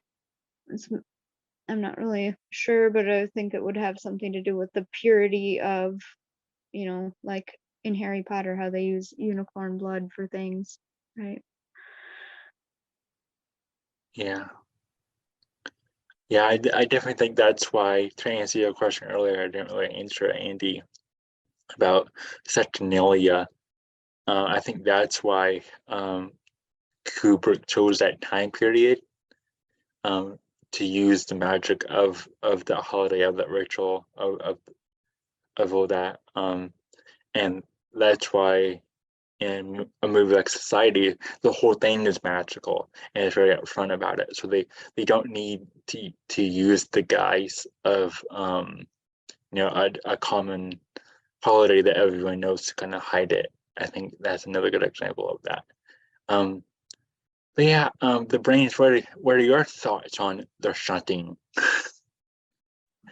Well, I think that in terms of the Eyes Wide Shut comparison, I'd say it's when he's standing there before all of the others that is similar to the shunting, because you can almost think like they're feeding off his loosh. Imagine how much fear and anticipation and anxiety one may feel standing there before all these silent eyes, So I think, again, because we're trying to, or we are experiencing this movie through him vicariously in a way, I think that it's kind of meant to convey that. And I think the movies too probably ought to be watched at night, because I think there's supposed to be this element of, like the unknown and mysteriousness. So I think if you were to watch it during the day, either of these movies, it probably wouldn't have the same effect that you would get out of it by watching it at nighttime, even though they're not really horror movies. And the reason I feel that way is kind of like I said earlier, because of the red light and the blue light and all these subtle things that kind of crop up in both the movies. But as far as the shunting's concerned, Alan mentioned earlier Caesar and Genghis Khan and the bloodlines and how they seen themselves as ruling.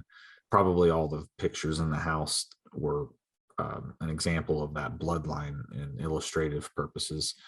And what I think it's also similar to is the Dark Crystal, because the Skeksis would go after those little other creatures, right? And I can't remember, the Gelflings. And they would suck their energy out and put it into the Dark Crystal or whatever, or they use the Dark Crystal to do it. So it's very similar to the shunting.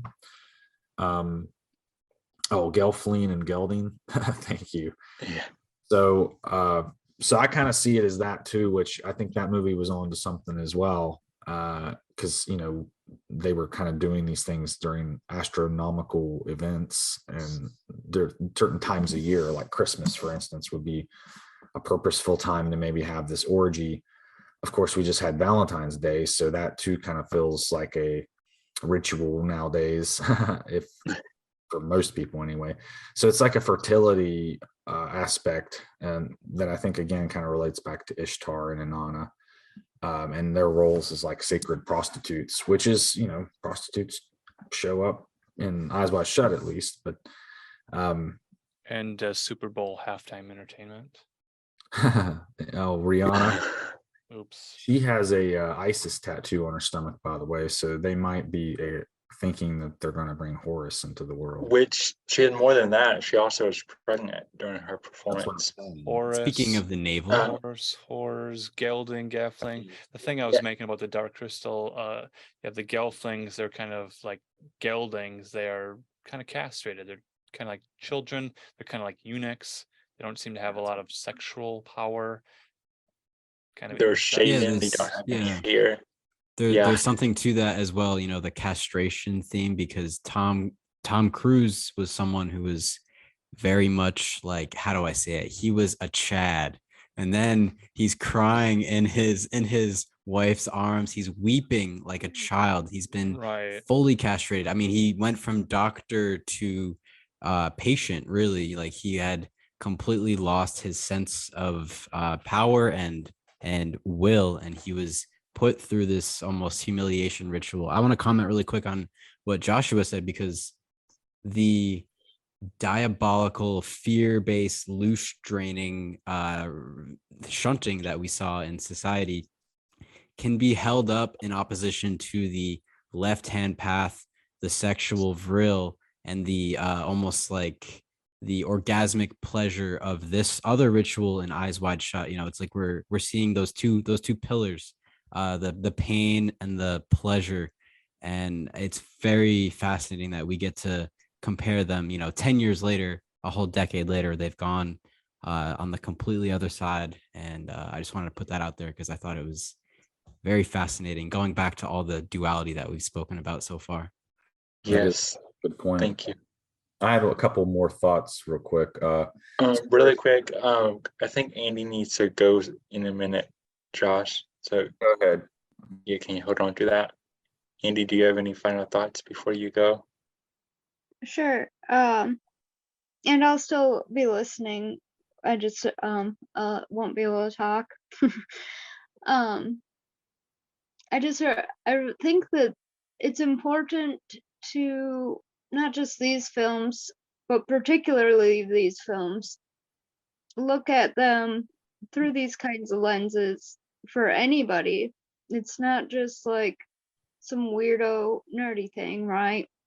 It's to understand how this kind of other side of society works, so that if you do have children, even if you just have friends or relatives that have children, kind of keep that in mind, because there are like towns that are built just around this kind of thing, just like in society. The cop was part of it, right? And the judge and the psychologist and everything. And our friend Slick Dissident he goes into this, I can't remember the term for, there's these whole towns that are, everybody's in on this weird crap. And you can kind of start to see the signs. I've lived a couple places that were questionable, and there's a lot of these, and this used to be very popular. It's not so much now, but like ads in magazines and newspapers and on the sides of the road, like, oh, do you like traveling? Watch out for that kind of stuff, because they're trying to get people initiated into it, and it will go through, they'll work through drugs and all that kind of thing. So I do think that what we're talking about is important, and it's fun to talk about, but it's also a very stark reality that it's right next to you and you don't really see what's going on. And I do think that it involves spirits. I will say that, because there seems to be, like I was saying before, I'm not sure if some of this stuff is like how people are aware they're doing it, or if it's like a spirit working through them or something. So yeah, those are my final thoughts about it. I hope that it helps with the rest of the discussion, and I had a great time talking to you guys, as I always do. And thank you for inviting me, and thank everybody for being here. Yeah. Did you want to promote anything you have working really quick? I don't really have anything much going on. There should be another episode of Mind Your Masters coming out sometime soon. I've had some personal things I gotta prioritize though, so not really sure when it'll be out, but I have a YouTube. It's Andy Crone, so it's just spelled like the last name part, like on the screen you see here, and then the Andy part is with 2 E's, not with IE or a Y, and that's how you get to it. Yeah, I know didn't you just do an episode with Michelle from Michelle's Selling Home? Yeah, so I did that, and then the week after I was on with our buddy Jake here on his channel. So Good times. And shout out to Michelle and Mario. I know Mario's live right now on YouTube with LC King. We have an awesome family here. I love everyone. Yeah. Yes. yeah, Yeah. Thank you awesome. for coming here and being with us and watching these movies, Andy.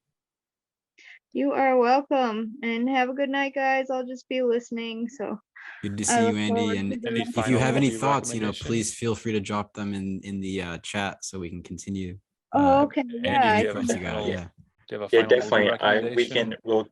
We can keep your eye out and read anything that out loud that you want to add in if you're still going to be around. Yeah, if you like Yeah. Eyes Wide Shut and you like Society, here's a third film to watch.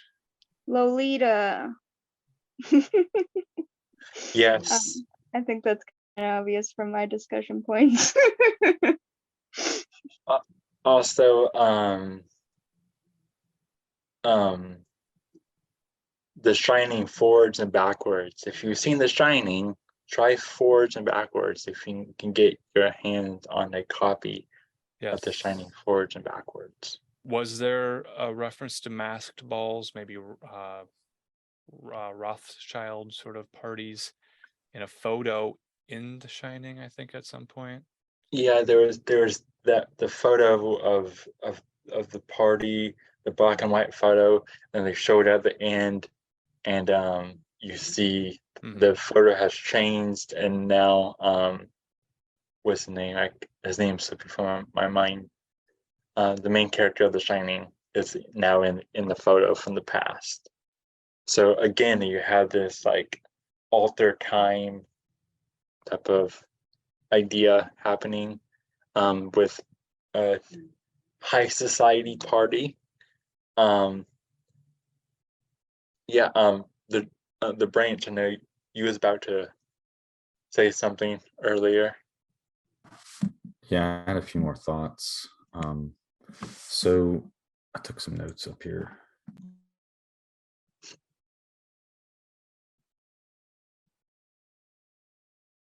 Okay, so during the shunting, they call themselves like the rulers from Caesar and Genghis Khan. But then he calls Tim the champion of the shunt, Tim the Titan.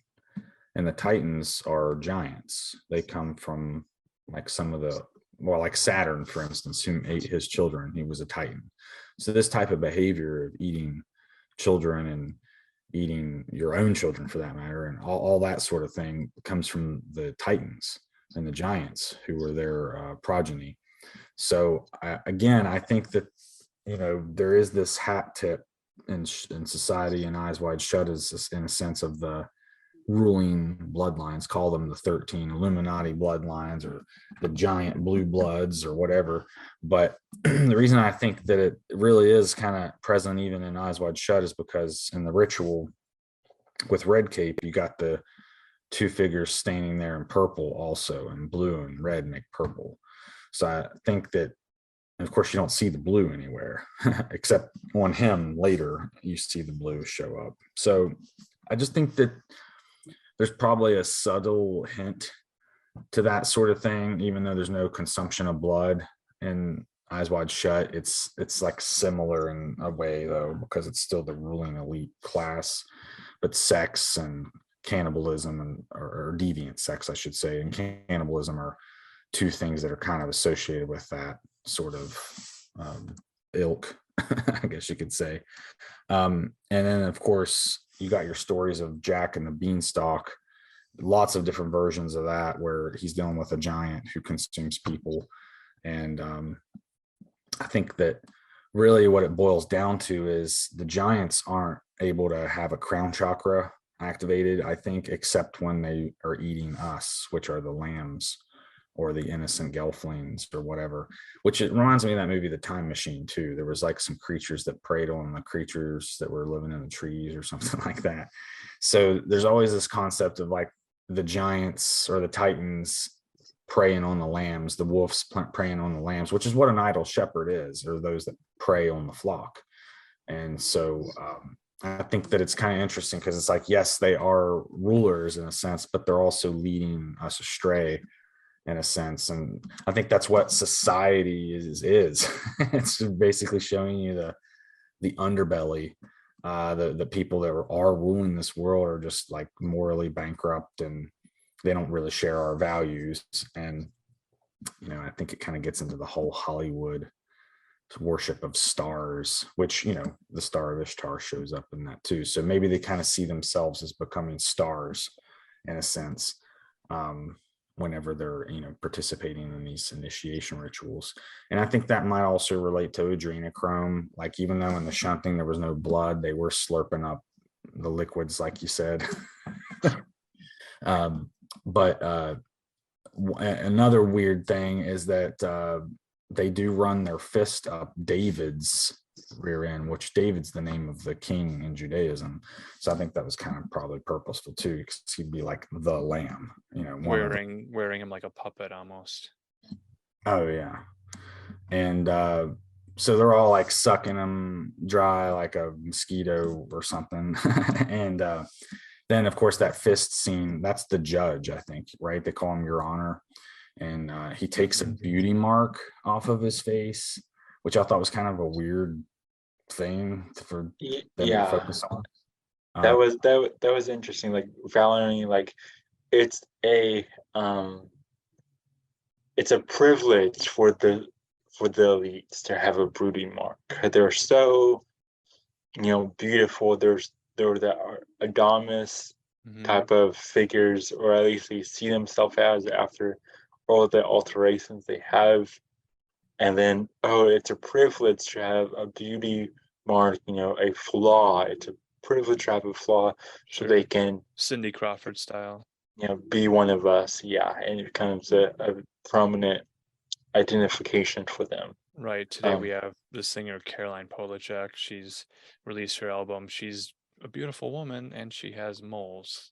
So there's this sort of like, oh, she's beautiful, but she's flawed. It's like, you have the money, you could easily get those removed, but you've chosen not to. I think for me, in the context of the shunting and the mind melding of the massive bodies in this sort of fluidic, flowing, orgiastic manner, with the judge, he's always smoking the cigar. There's no preference as to sexuality. It's all just everything is available for pleasure. So there's no questioning of like, well, what is your orientation? Well, they're not doing this for breeding. In this instance, there is the element of the bloodlines and the genetics and the hereditary and that sort of animal husbandry aspect of it. Yes. We're talking about the beauty mark and the idea of the beauty creams and the idea that Lady Bathory was bathing in the blood of like young virgins, young people, babies, essentially. So when the chief here of this situation, this judge figure, this patriarch figure with this big cigar, he's being kept young on the energy of these young people. These vampires need to remain sucking the livelihood of the young people in the ways of sending them to colleges, telling them that the only way they'll get jobs in our society is to have a college degree, and that's not good enough, so you gotta get a master's. So they go to the bankers and they take out student loans.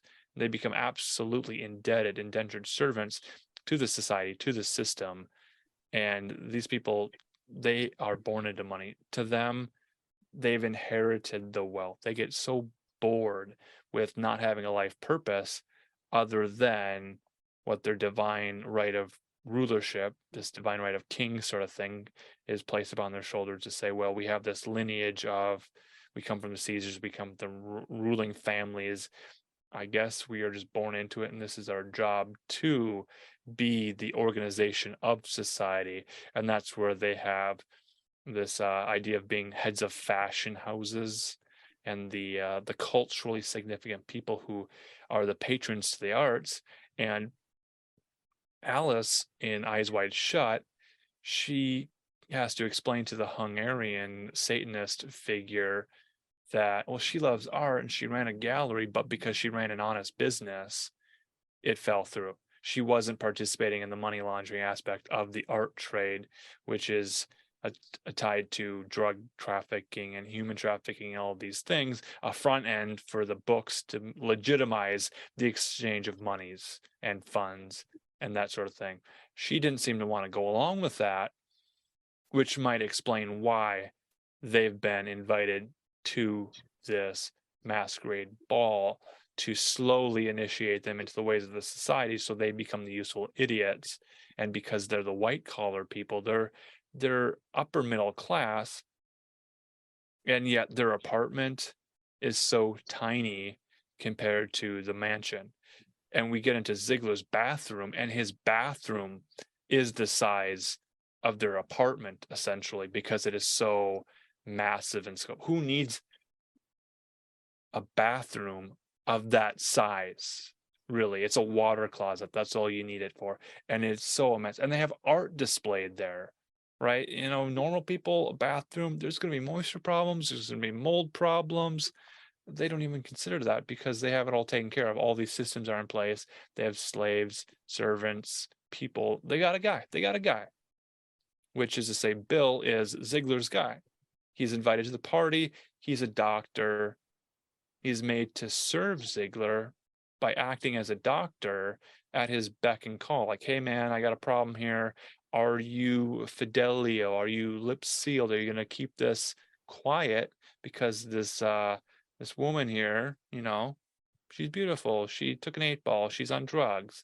It's an overdose. So it's the sort of thing where at the end, they are not responsible for the behaviors of the pawns in their game because they allowed them to accept the offer of the drugs, which then they overdose on and they die. So it's not a murder mystery. It's no mystery. This person is a prostitute. It's in the character of the prostitute to take drugs. Naturally, there'll be an overdose at some point, removed from the game.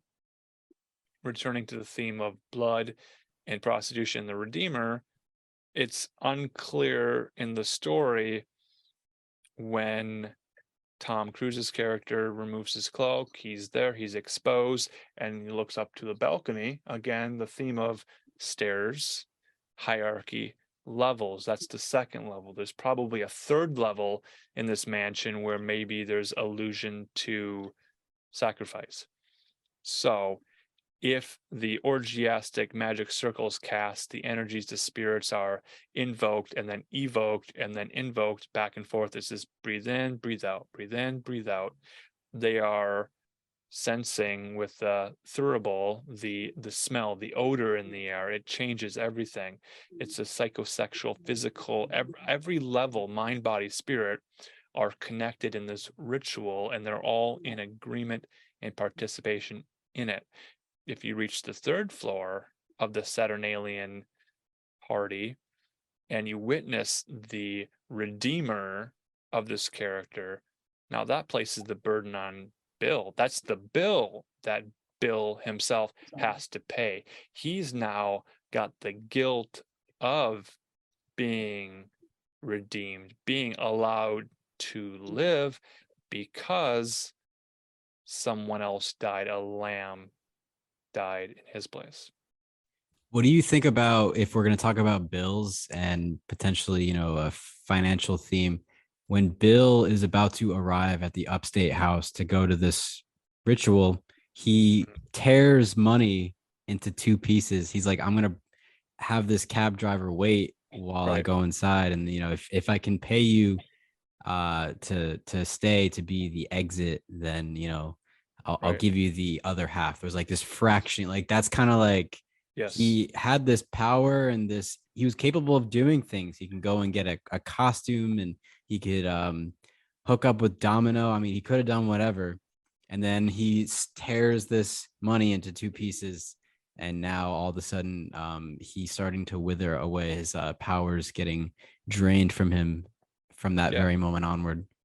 Yeah, let's weave around that symbolic web, that idea of what we might call a psychotic split. So there's a lot of symbolism of fracturing of the mind, of the psyche. This is the schizophrenia of the mind being cleaved. Now, what is the name of the doctor in society? Dr. Cleveland. What is to cleave? Oh, yeah. That's to cut, to split, and divide. So you have this idea of Dr. Cleaver. This is not the Beaver Cleaver. This is not the Leave It to Beaver 1950s society of a morality with the mother and her role, the father and his role. This is the idea of the cliff. So now that leads us to the idea of the Redeemer and the scapegoat. So Cleveland, meaning cleave, and land, that's a land of hills. That's a hilly area. That references, again, Beverly Hills. And in the American map, when you go west, you're going to reach the cliff, and then there's an ocean. You can't go further than that. So that's the domination of the society from the East Coast in New York to the West Coast in California with the gold rush there. Which is to say, the naming of the location of the state of Cleveland, Ohio, that's named after the Cleveland family, right? So you have the surname of the President Grover Cleveland applied to a city. So again, society reinforcing society by naming societal aspects after society members, and they get the recognition for that. Doesn't cleave sort of denote like a slashing or like a harvesting? Like you cleave, like you have a cleaver, maybe it's a meat cleaver. It's supposed to chop things up. And then, I'm thinking of the Empire State in the East versus the City of Angels in the West. And that's been coming up a lot for me, just, thinking while you guys have been speaking. And the Empire State is this subtle, very subtle, an Eyes Wide Shut. Everything is behind the scenes. It's not in the foreground, it's in the background. And then the City of Angels, I mean, the whole city is named after, or it's named in reverence to these fallen angels who happen to cleave the land of normie cattle and they literally consume them. They harvest them. And I thought of, the cattle mutilations, like in those UFO stories when all their blood is sucked out, like they're perfectly intact. They just don't have any blood. And it's very wild stories. But any other thoughts on the Empire State versus the City of Angels? Anything else on that? For me, the Empire State thing, especially with society, Alice was talking about the different levels. Like, are you a third degree initiate or whatever? That is very much like, a corporation or a business, a pyramid scheme.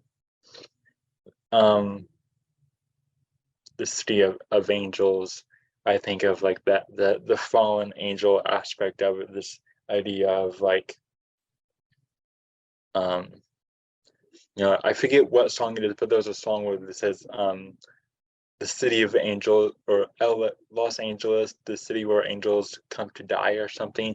So you have this idea of like, it's a garden, but it's a death garden, right?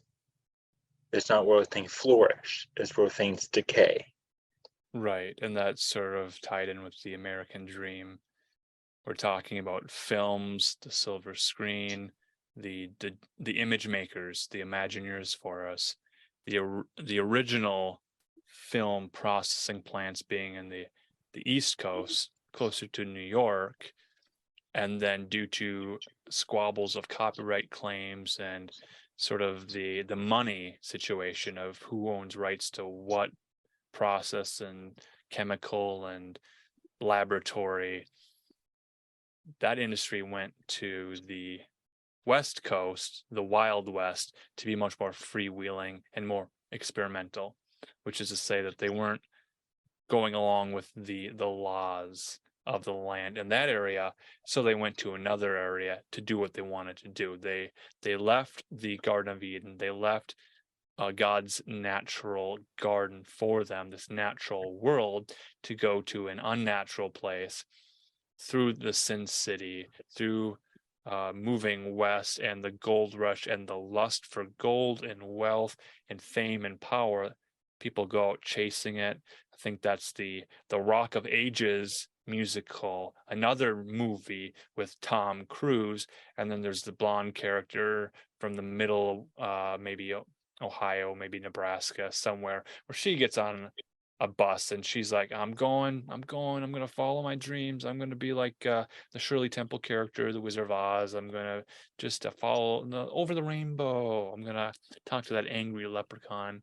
manager and get on his casting couch and get on his good side. My dreams will come true if I just make a sacrifice here, make a sacrifice there.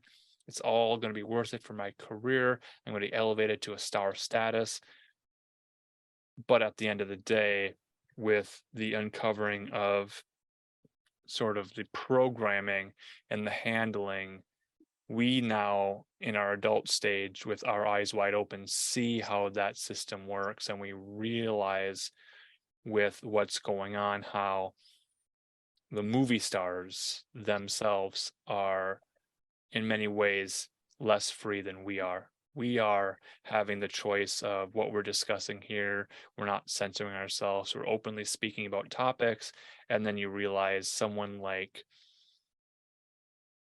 Brad Pitt or Nicole Kidman, they come from an upbringing that tells them what is polite society and how to present yourself in an interview or a press junket. And I bring up Brad Pitt specifically because he's brought up this idea of this revelation of his inability to see faces.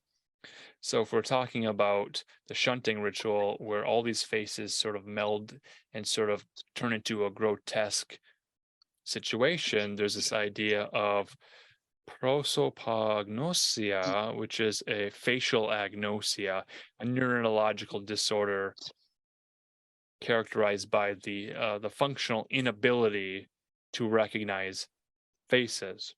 And this goes back to the Greek word combining the words for face and lack of knowledge. So to have a lack of knowledge of a person's face, Brad Pitt is admitting in interviews that he's not recognizing familiarity and faces. So he's not a jackass for not remembering you. He knows your voice. He remembers the history, but he has a face blindness.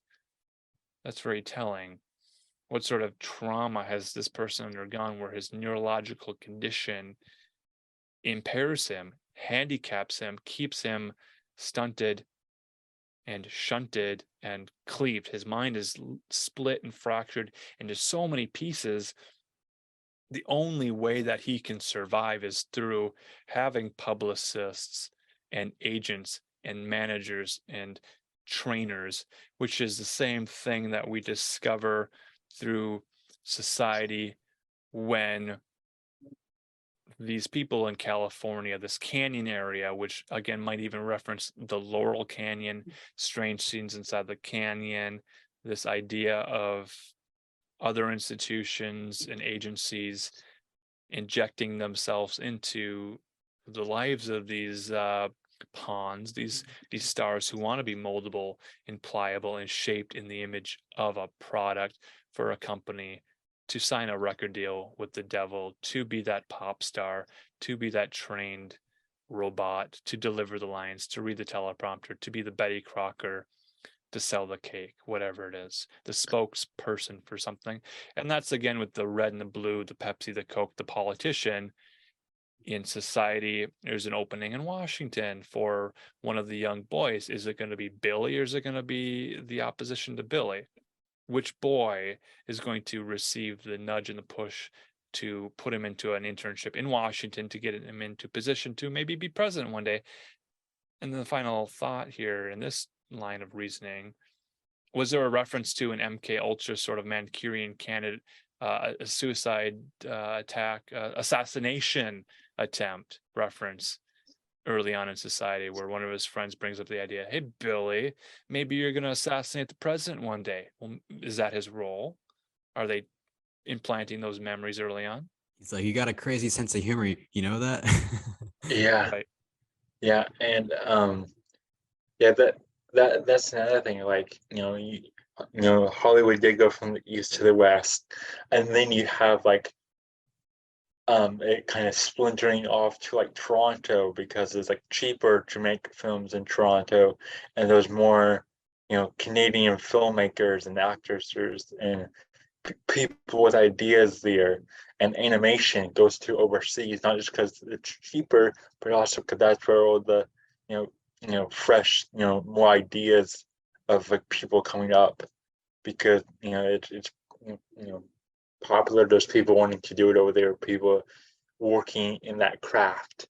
So it's like almost like this idea of the shunting is like a hunting of imagination. They migrate wherever the imagination energy is. That's the magical side of it. Right. Also, I wanted to popcorn it over to. I had a question for Alan, but it's kind of a separate topic that we can migrate into after this. But I wanted to popcorn it over to Jake, see if he had any final thoughts on the shunting and everything that we're talking about currently. So with the shunting, I mean, I know Josh, you and I have seen it for the first time. So our sensitization is on full blast, I guess. Like we were, I mean, I knew it was coming, and we had our nice thread, our chat beforehand. And Kris, you were like, "What do you guys think about the shunting?" And I'm like, "I don't know what that is, but I know I'm gonna find out." And yeah, the shunting. I mean, this is a great way to visualize the monstrous nature of this royal class, I think. And this is a way to dehumanize the 1%, because I think it's basically a mirror image, right? They as in the ruling class look down on the plebs, the useless eaters, in the same way they dehumanize us. And so this film bounces it back and dehumanizes them to the degree where not only are they not human, but they are like a totally different alien species, skinwalker, etc. So I really like that. I'm not a big horror guy, so I don't enjoy the shunting scene. I mean, I hope that most people don't enjoy that, but you know what I mean? Like I really love that symbolic quality to it. I really enjoy the fact that these films, whether it's, you know, the like, okay, so let me bring it over to Eyes Wide Shut as well. So we've got the shunting in society, and that's a very shocking way to represent the evil of this society. But in Eyes Wide Shut, having these subtle, you know, died suddenly, suicided types of events is the other side of this cult. And I feel like I sound like David Icke right now, but I'm saying, like, straight up, this behind the scenes, I don't know, can I swear? Like, this behind the scenes fuckery is shown in both films, but in very different ways. So I really related to that, just because there are some stories that we uncover in this truth community that are like right in your face, like a man who is hung from a tree and was shot in the back with a shotgun. You know, he died by suicide. Like, things like this are it's just so, it's so obvious. But there are some other stuff, there are other events like that that are kind of like brushed under the like, they're wrapped up very, very nicely. And that's kind of what Eyes Wide Shut is all is. It's all about presentation and public appearances, and you know, maintaining that mask and that persona. And this cult has the power to do this. So I'll just stop there, because I could start rambling in like an angry kind of way. Like, I'm happy that these films made me angry. It's been a while since I felt like I've seen such a true representation of the dark side of humanity. So I appreciate Kubrick, and the other director, for pulling that out of me. I'm glad you had that first impressions where you were able to experience, which is probably it's well calibrated. Your mind is well calibrated to have that experience. Mine, on the other hand, after viewing these movies enough times, I was just laughing the entire way through. I was just giggling myself silly. I was thinking, if we swap the movie soundtracks, you have a circus soundtrack with fart sounds and body sounds and wah wah wah, and it's just the soundtrack of society is so tragic comical. It's so funny.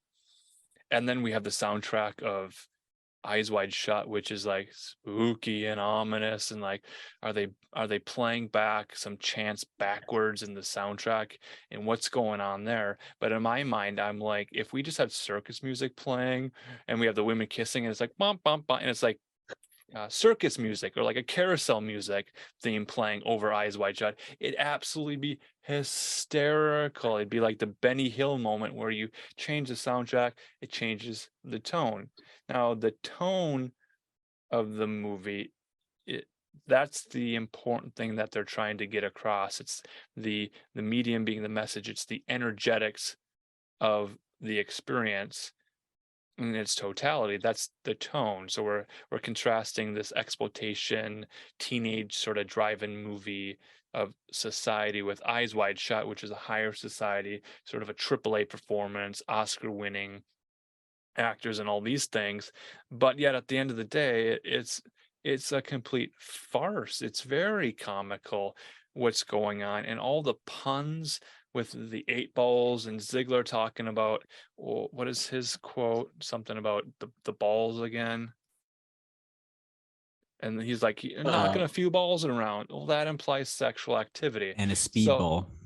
Yes. So I got a joke for you. What's the difference between a case of 25-year-old scotch and a taxi cab full of 25-year-old prostitutes? One isn't going to make it to the ball.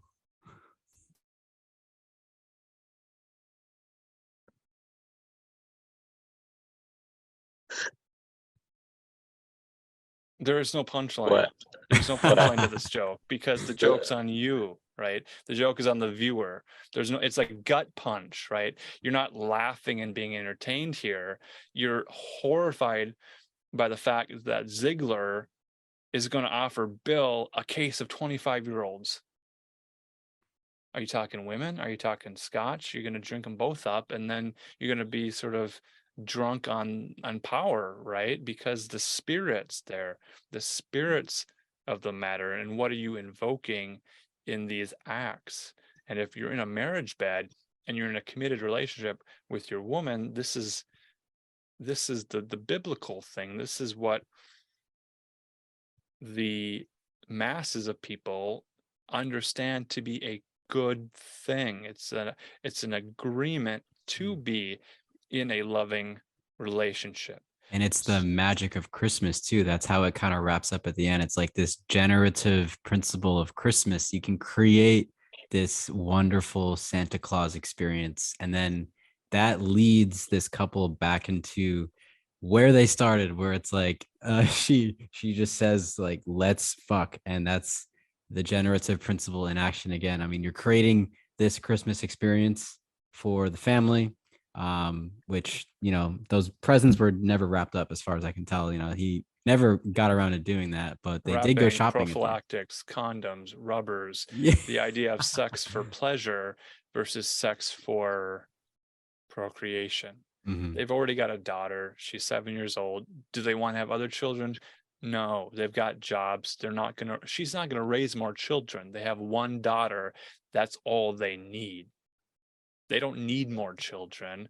They are not like the working class people who are going to breed and breed and breed because health issues. Not every child is going to, arrive to adulthood, and then they need the adult children to care for the parents in their twilight years. Whereas the society members, they're already made. They've got the inheritance. They have their properties paid for. They don't need to do anything. So anything that they do is for their enjoyment, for their entertainment. Yeah. And when Jake, when you're talking about your experience of watching it, being angry, that's the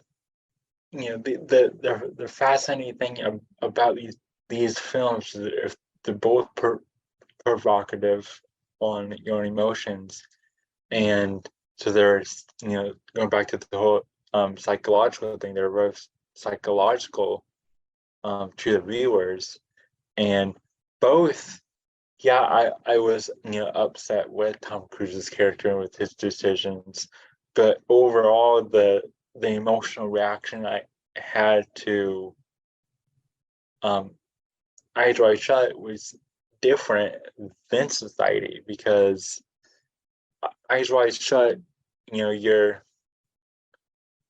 um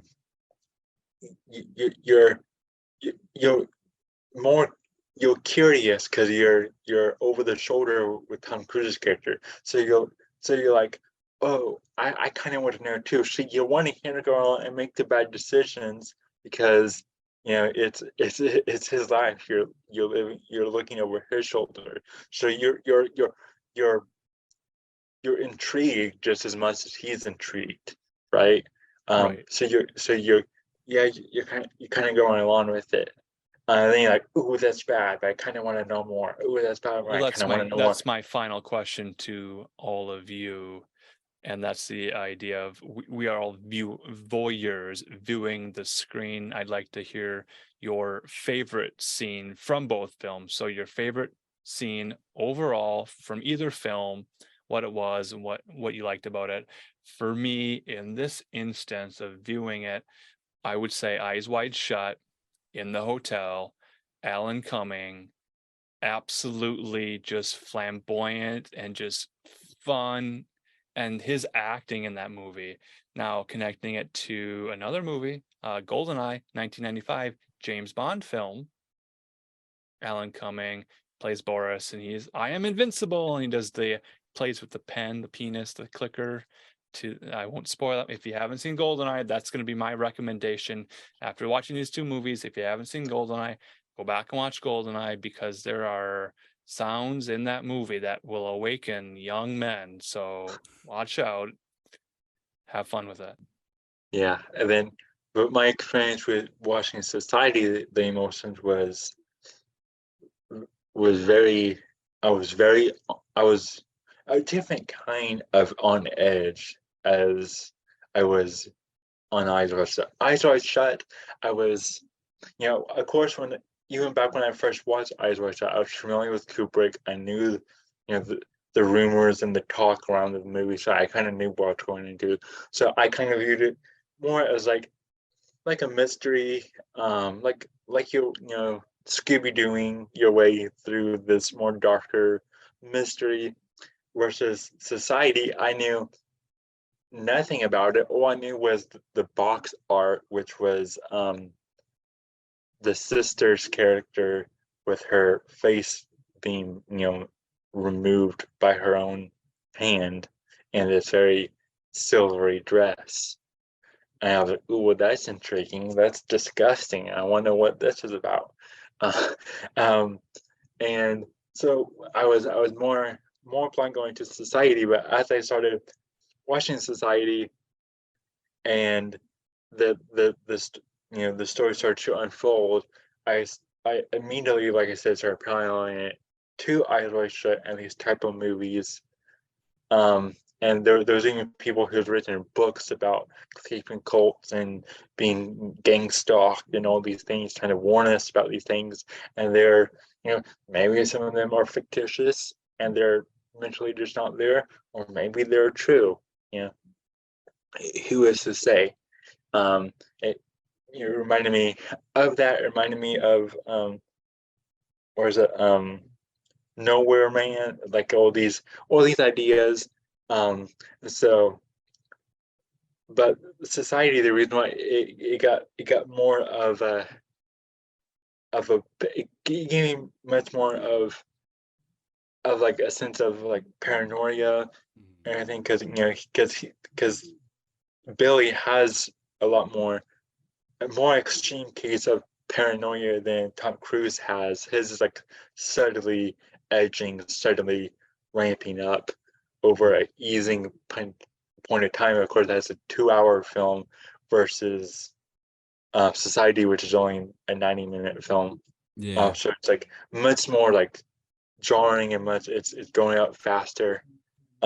Speaking of jarring, do you have just as Alan had as well, a standout scene from each film, and then like a recommendation that you would have people follow up on after. Yeah. My other recommendation, I would just use the one I said earlier. The Shining forwards and backwards. If you can get your hand on a copy of The Shining forwards and backwards, I would recommend Wait, it does that because literally mean like the film is played backwards? Like I'm. yeah. So so the story behind The Shining forwards and backwards really quick is Kubrick, there's a quote by Kubrick that said to understand his film, The Shining, you had to watch it forwards and backwards. Flash forward years later, Alan, you might be able to help me with this, but there was a fan who Right. There's a sync group who focuses on synchronicity and film symbolism and language in it. And they took the Shining film, took the timeline, reversed it, and then took that track, put it over the film going forward. So you have a lowered opacity. So it's like 50%. So you see both movies playing. It's the same movie. One's going forward, one's going backwards. So the film reel playing forward, the film reel playing backwards at the same time. And there's a crossing point where there's where they meet in the middle. And that's an important scene. So then we're playing with the film medium. If you have Eyes Wide Shut, and if you were to take that film, put it in reverse, play that while simultaneously watching the film going forward, you'd see the character arc and kind of see where that midpoint is. That's that point of no return. And what is that important scene? Now, I was joking that I would just take the soundtrack from Eyes Wide Shut, play it over Society, take Society's track, these are where we're kind of getting the ideas of expanding the mind a little bit. Sync films, where you would play Dark Side of the Moon, Wizard of Oz, with the Wizard of Oz. So these are the ideas we get into exploring further to say the symbol set, the artistic tools, the muses, the messages begin to emerge. And now we're kind of expanding our consciousness to take on a greater symbol set to see deeper meaning. And some of that then becomes like a Rorschach test to say, well, all of these ideas are in me. Now I'm bringing them out, seeing them in a mirror reflected back at me, and then I'm able to say, well, that's a little bit ugly, that's a little bit beautiful, this is a good focus, this is not my thoughts. So then it's sort of the psychologizing of the shadow work, getting into the Jungian desert of the real, Gnostic idea. You can apply all these lenses over different ideas. We're doing our esoteric analysis. A lot of it is what's already inside of us, our own perspective. This is our knowledge that we're pulling out of these threads of relating a symbol to another symbol to another symbol. Any other group of people will have a different conversation, perhaps. Yeah, and to finish up that thought on the Shining forwards backwards, as Alan mentioned, there's a nexus point in the film, which is important, but also before and after that next point, as you're watching both of these films being played at the same time, the same film, the scenes that are overlapping, they're not just they're purposely overlapping on they're making new scenes to create a clear narrative to what Kubrick had in mind for his version of The Shining. And it, and back then everything was shot on film. It was called film for a reason. It was shot on film. So no, he wasn't just putting these scenes and measuring them in a video editor. He was laying out the matters. He was laying out the film, the frames out, and splicing them exactly the way they should needed to be. And as Ellen just said, every frame matters. Every frame is filled with intention. Everything is framed exactly how Kubrick mise en wanted scène. Welcome to Film School 101, the mise en scène. Yes. I can't even pronounce foreign words. I'm just a Midwestern guy here who's just talking about East Coast, West Coast, like I've ever been there. I like to talk fancy. I did have a question for Alan, but before I I give out my final questions, my final thoughts and everything, I wanted to let the branch do if he has a suggestion, and to answer Jake's question about what follow-up film he would have his favorite scene. Oh yeah, my favorite scene from Society, really quick, I didn't answer that part of the question, was I thought that the scene when Billy's friend is trying to help him out because he's seeing him being taken into the house for the shunting, and he has the one's mom in the back seat, and they run around the back and they're peeking over the bushes, and they knock a couple of people out, like it's just, and try to get and they swap clothes, like it's a costume change, Yes, like a Scooby-Doo episode, like it's like bonk, and you have those sound effects that it's very comical. Yeah, they're sinking into the shunting, this really dark ritual, but it's done in such a humorous way, and I just the lightheartedness of that scene right before they go into the house and be like, oh my god, what did I just walk into? And to It's wear so the funny. skin of the police officer with the hat on, and nobody questions it because you see the familiar outfit of a police officer with the hat on. You don't stand up to that level of authority, so he just sneaks right in and he sees the shunting and tries to rescue his friend. So that's maybe the theme of faithfulness, fidelio, friendship, full Yeah. circle. And my favorite scene from Eyes Wide Shut, I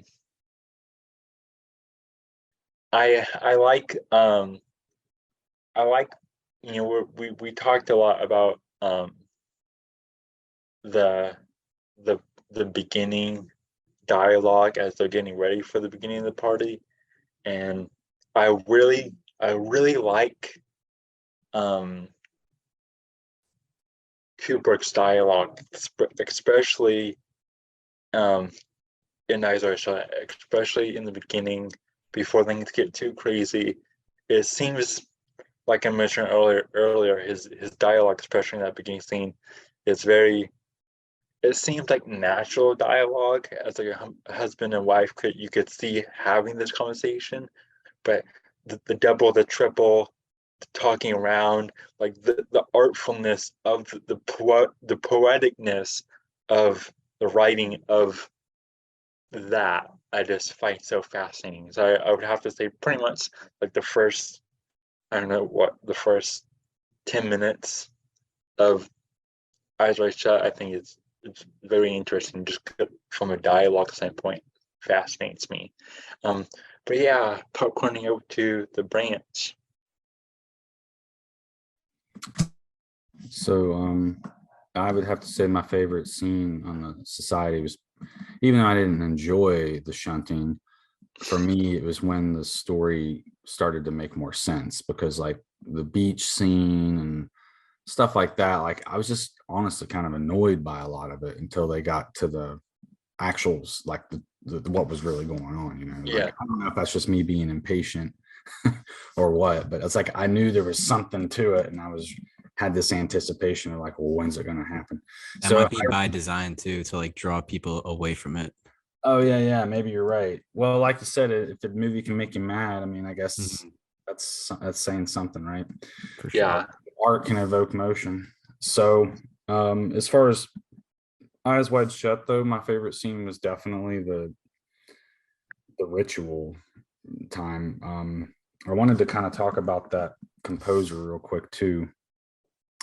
So this person that wrote that masked ritual song, I can't remember what it's called, but Jocelyn Pook is who it is. And it says here that, give me just a moment, bear with me, please. Her career as a film composer took off when Stanley Kubrick heard her album Deluge and asked her to score his film Eyes Wide Shut. The piece, Masked Ball, which incorporates a fragment of an Orthodox liturgy played backwards and lyrics sung or chanted in Romanian. underscored the mask ball sequence. Her score for this movie received a Chicago Film Award and a Golden Globe nomination. I think it's interesting too how she's worked with a lot of big names, different artists and such. And then down at the bottom, it even says something about how she composed something for Greta Thunberg. So she seems to be very, very, very liberal. So we have a society member composing music for another society member.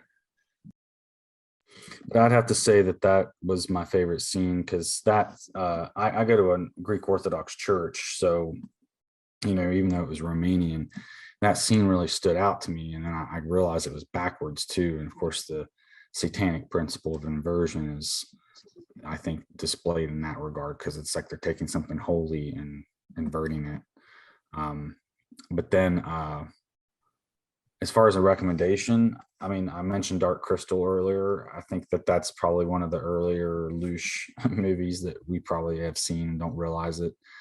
But I'd probably say They Live is a good one to kind of go up against the same theme of the elite and whatnot, and how they basically wore costumes, and that he could see them with glasses, I think it was. So I guess the glasses kind of even remind me of the mask in a little bit of ways, but anyway, that would have to be my two favorite scenes and my recommendation. Did you have more thoughts about the thurible, the incense with the it's almost hypnotic the way it swings like a pendulum in the scene? Yeah, and how that's used, the censer is used in the Orthodox Church as well, to basically do doorways. They do a procession with the body of Christ and the wine, the gifts. They pretty much anytime that's brought out, they're censing the area before it. So it's frankincense and myrrh. It's meant to kind of like purify the air or charge it in a way, in like a spiritual way.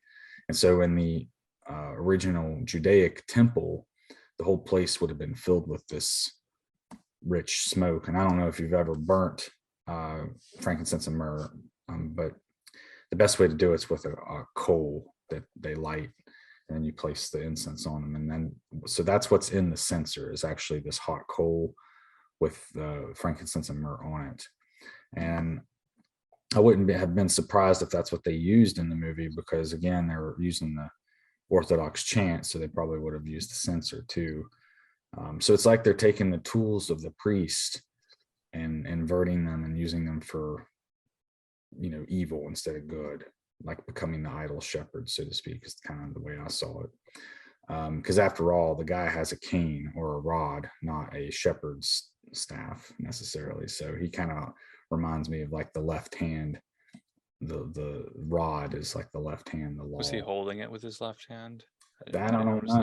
It'd be interesting to. There's so many more questions. But yeah, I think that those types of movies are more prevalent than we might realize. So I think that what's good about these movies is it really helps you see that archetype or motif. Yeah, it's interesting because these we have these movies, we have people who claim to be victims of gang stalking and different cult groups and things, and escape them, writing books and going on podcasts where we're talking about it. And then you have on the other hand, you have like social media influencers and even famous people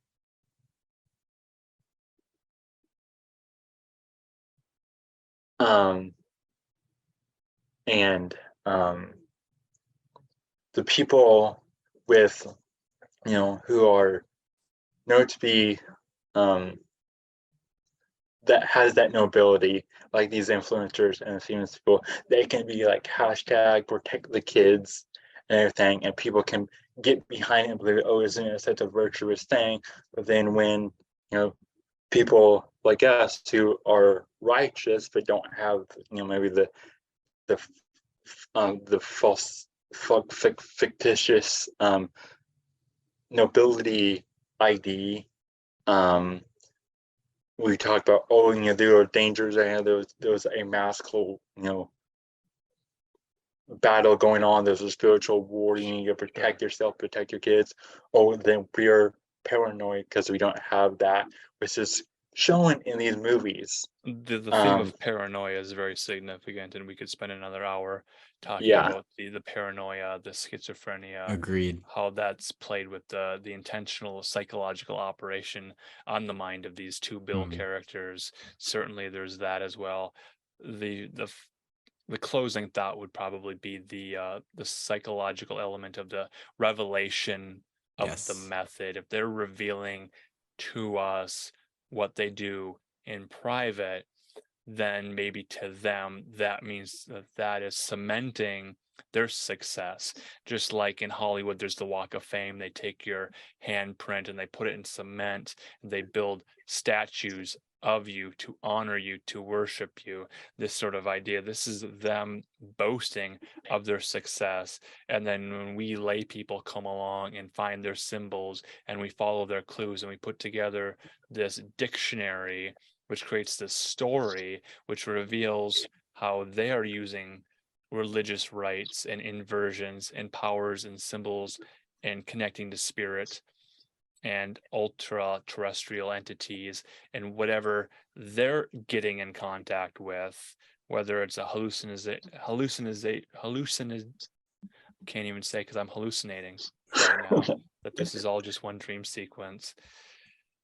Yes. So again, it's not meant to wear you down and say, you're not going to succeed. There's no hope. It's not a black pill, right? This is where we have to leave with the idea of it being a rescue mission, to say they're letting you know that all of this is a charade. It's all a world stage thing. To not invest your emotion on a Pepsi or a Coke, a blue or a red, on a certain political movement, choosing a company to shop at and voting with your dollar and not shopping at another place. This is all just what we're getting at with the loosh, the attention economy, the focus on all these things and these big events and decoding the symbolism and all of this. At the end of the day, if that is all a person is focused on, it becomes a solipsistic, chasing your own tail, getting dizzy, and then you fall over flat. And then when you wake up the next day thinking, smartphone, Twitter alert, Instagram alert, new post, there's a new fire,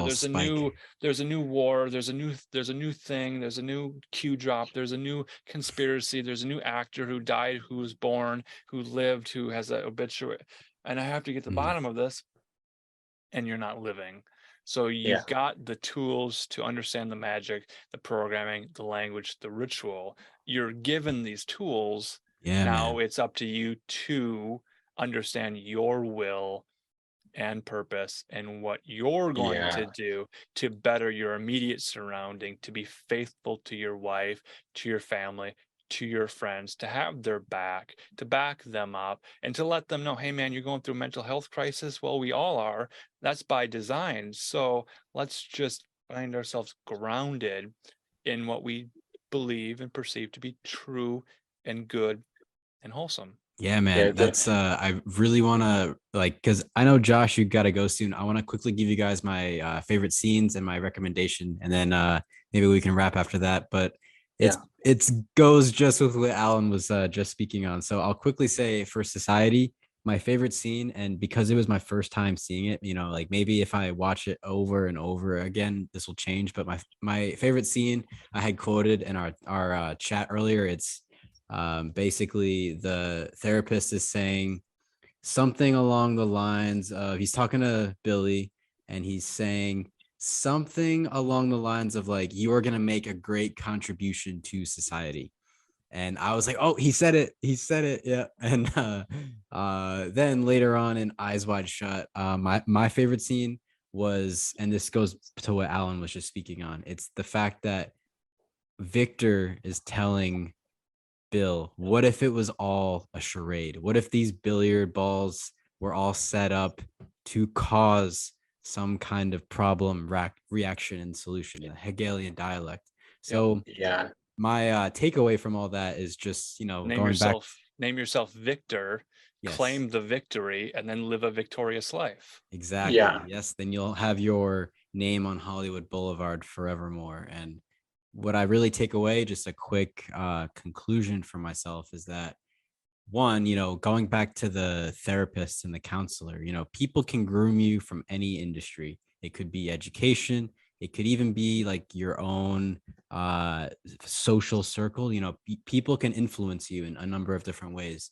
That's why there are social media influencers. And so I think it's really keen to keep an eye out for what you consume in all forms. And then the other point of, what if this was all a charade? Well, that gets me thinking in my pattern recognition conspiracy type of mindset, where I'm like, all right, let me look at how this all lines up. And we have a trainload of coincidences. They all stack up together. So last thing I'll say, my recommendations, forgive me, but I've got 3 of them. 2 of them are about voyeurism. Yeah, derail the conversation. Yes, we're at the end. 2 of them are about voyeurism. That would be Disturbia, the modern Shia LaBeouf take on the second recommendation is Rear Window, the classic, witnessing a crime, wanting to get to the bottom of it, being a total voyeur. And then lastly, just because we're talking about high society, the Jordan Peele film Get Out is a great blend of this sick, monstrous type of high society that we see in these films. So I want to thank you guys for hearing me out on that. And I've had an awesome time with you guys tonight. This has been really fun. Thank you. I do have a final question for Alan, but Jake, you can answer it too. I was going back through our chat, and there's some things that I don't think we quite get to, so I was going to kind of prompt you guys for that. But before that, I was going to let the branch go, since he has another engagement to go to. So did you want to give your final thoughts and promote whatever you have going on next? Sure. You can find me in the Weaving Spiders Telegram. I'm also on Instagram as Appalachian_aesthetic. Sorry guys, I'm sick, so I'm like running a fever and stuff. Can't think very well. These movies are fever dreams after all. Yeah. And also the next engagement, which I hope I can do, but it's going to be Ebbs and Flow.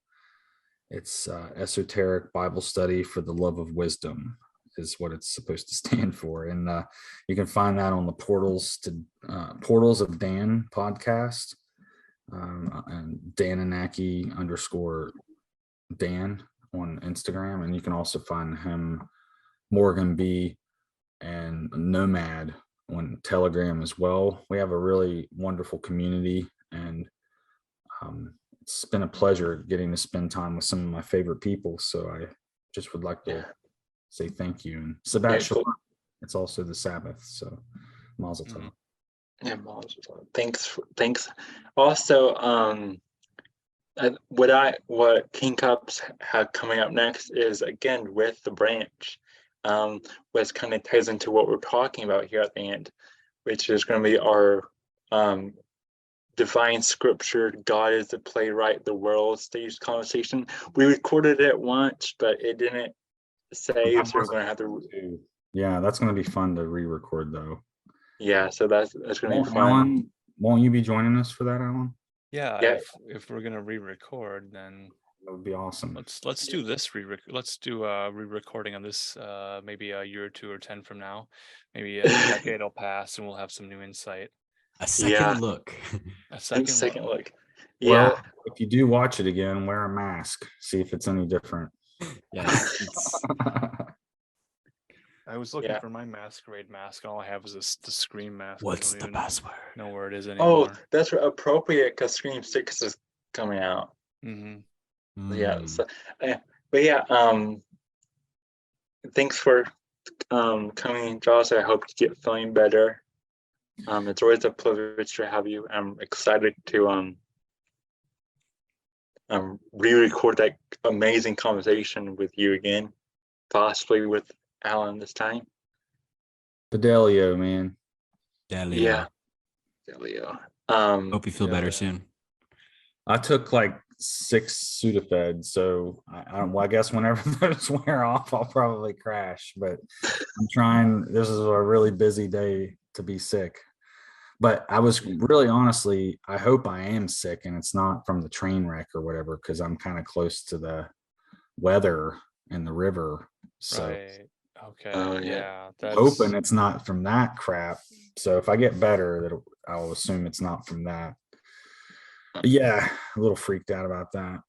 But anyway, farewell. we will wish you well and send you Yeah, positive, wish you well. uplifting, healing, love, and energy to get you well. I know there's a Yes. lot of people who are really concerned about world events and uneventful events and things. And again, that's why we're here talking you down and talking you through it.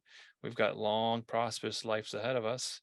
That's our will. We choose to live long and prosper. And that's the Vulcan mind meld thing. I think it's Well, the cleaving of the hands again. The prophecies do talk about how we're going to inherit the earth, and so we will be taking the ermine cloak from them. The rulership goes to the meek who inherit the earth. So it's again very much, I guess, David shows up again here. David defeats Goliath, the giant. So it's always our parallel society that is already in place. And I had one more ready to go. thought. You mentioned the anteater earlier and how they were anteatering the David during the shunting. Oh yeah. It reminded me too of the parable of the ant and the locusts. And so the elite are obviously like these locusts, just consuming and, you know, never having a care for like saving things up or not being conservative. Instead, they feed on the ants. Yeah. That's your cryptic way to recommend a 4th film, I think. That Ants movie with a Z at the end. Yeah, man. And then pair that with A Bug's Life. So these things are just in the air. They're all around us. Before I get to my question I have for Alan. This is how the Lord of the Rings Return of the King ended, with an ending and another or ending, the ending and another ending. And a spinoff. It's the never ending ending. And I shared an image of the never ending story 2, The Birdman. Meow. I've been saving this one for a minute now. But before I get to that, I wanted to say about what you were talking about with the wheel and everything. That really aligns with our idea of like the world series and divine scripture, you know, being your own storyteller, you know, writing your own story. So I think that's a very powerful message and I love it.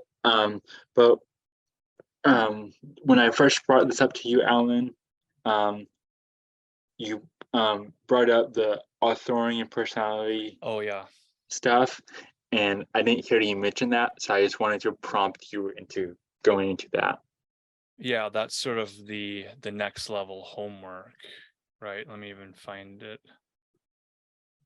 Do you have it? You have the full quote there, the authoritarian personality. Yeah, I have what you sent me. I can read it off. Right, yeah, I've got it here. There's a 1950 sociology book. Again, Eyes Wide Shut. She has a study of sociology on her bookshelf. That's a big clue. We can study sociology, and there's a book by Theodore W. Adorno and others who researched University of California, Berkeley, shortly after World War II. They were getting into this idea of how do we mold the minds of men? How do we get people to submit to authoritarian personalities? There's another book around the same time, The Mass Psychology of Fascism. That's Wilhelm Reich. So there are playbooks, there are books that are dense with information. Did Edward Bernays collaborate with them? Edward Bernays is also in that Venn diagram circle, of books, and they borrow from each other. They quote each other. This is the same as Nabokov writing Lolita and all these other books, and they're referencing the people that came before them, and they're also referencing their contemporaries.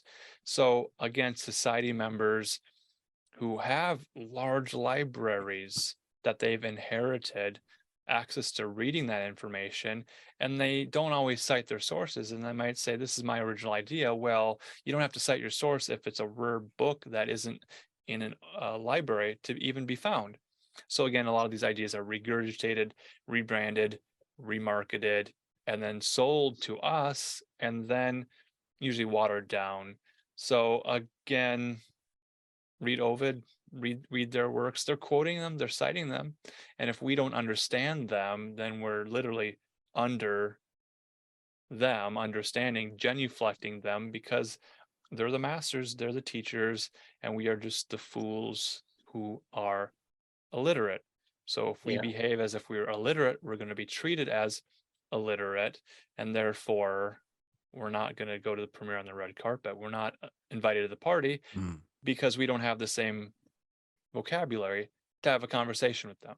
It's our responsibility to progress to an understanding instead of an understanding.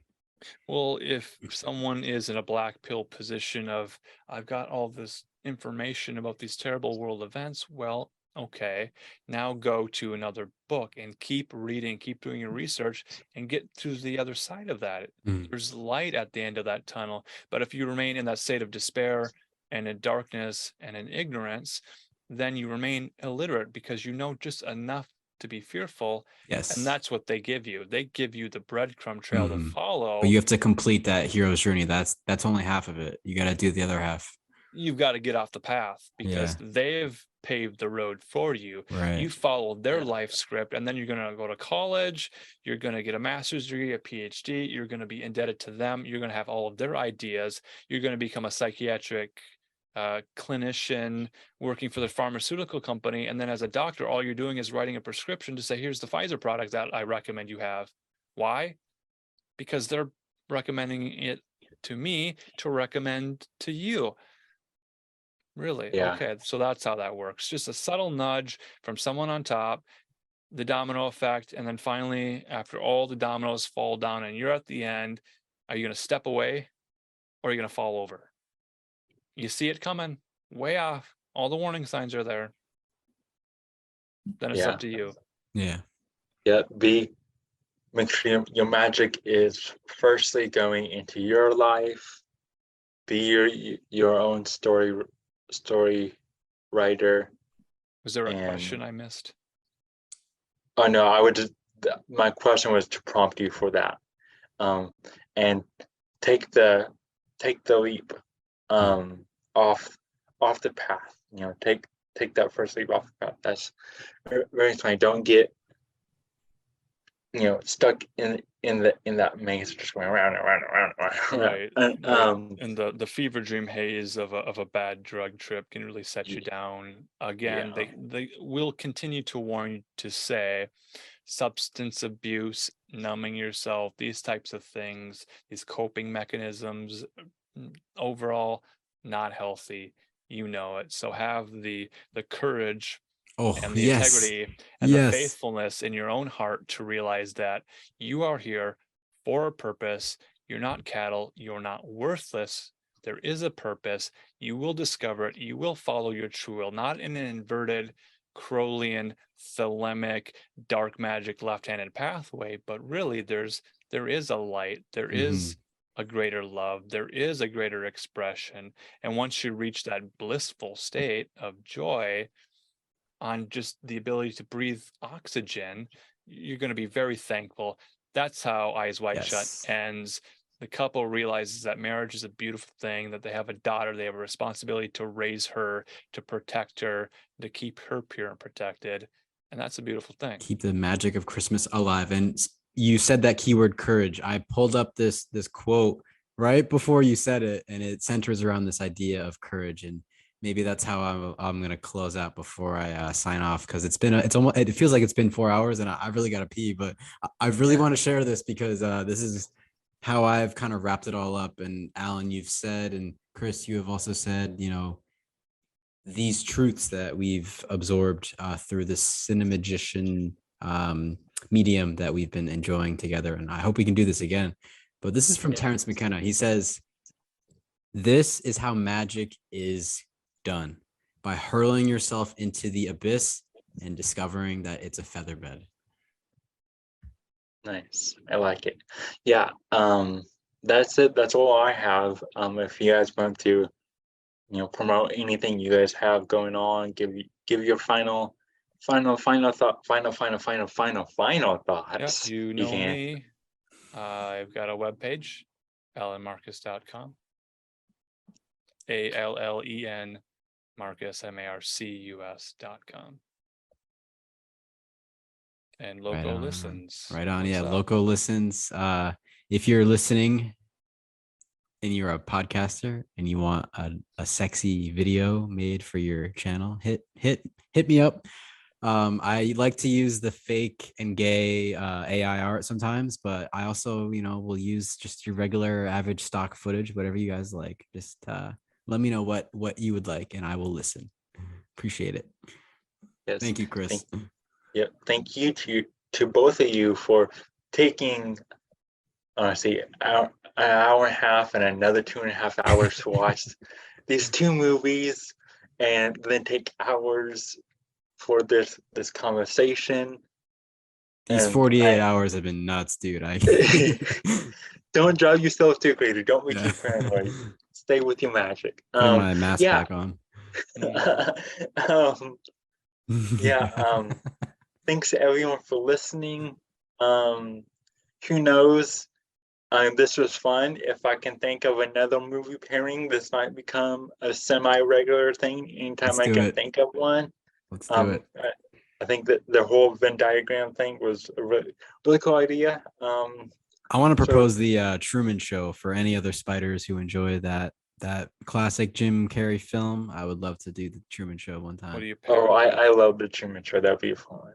Yeah. What reflects back in the mirror? Truman Show and something else. We'll have to think of it. Yeah, right. Keep that an open question. Yes. Yeah. And if you're listening and that Truman episode is not out yet, you can send us a message on social media and let us know what movie you think that we should watch with the Truman Show. Maybe that would be fun. Let someone maybe suggest a movie. Who knows? But thanks for listening to King of Kups. Like I said, my next episode will be with the Brants and possibly Alan about the world states, divine scripture, the hero's journey, all that stuff. Very powerful stuff. It's in my personal philosophy as a writer and someone who loves film and everything. That's how I look at things. So it's something that very prominent in me, and I love talking about it with these two fine gentlemen. Thank you to Joshua, the Branch, and Andy for joining us, and see you guys next time. Adios.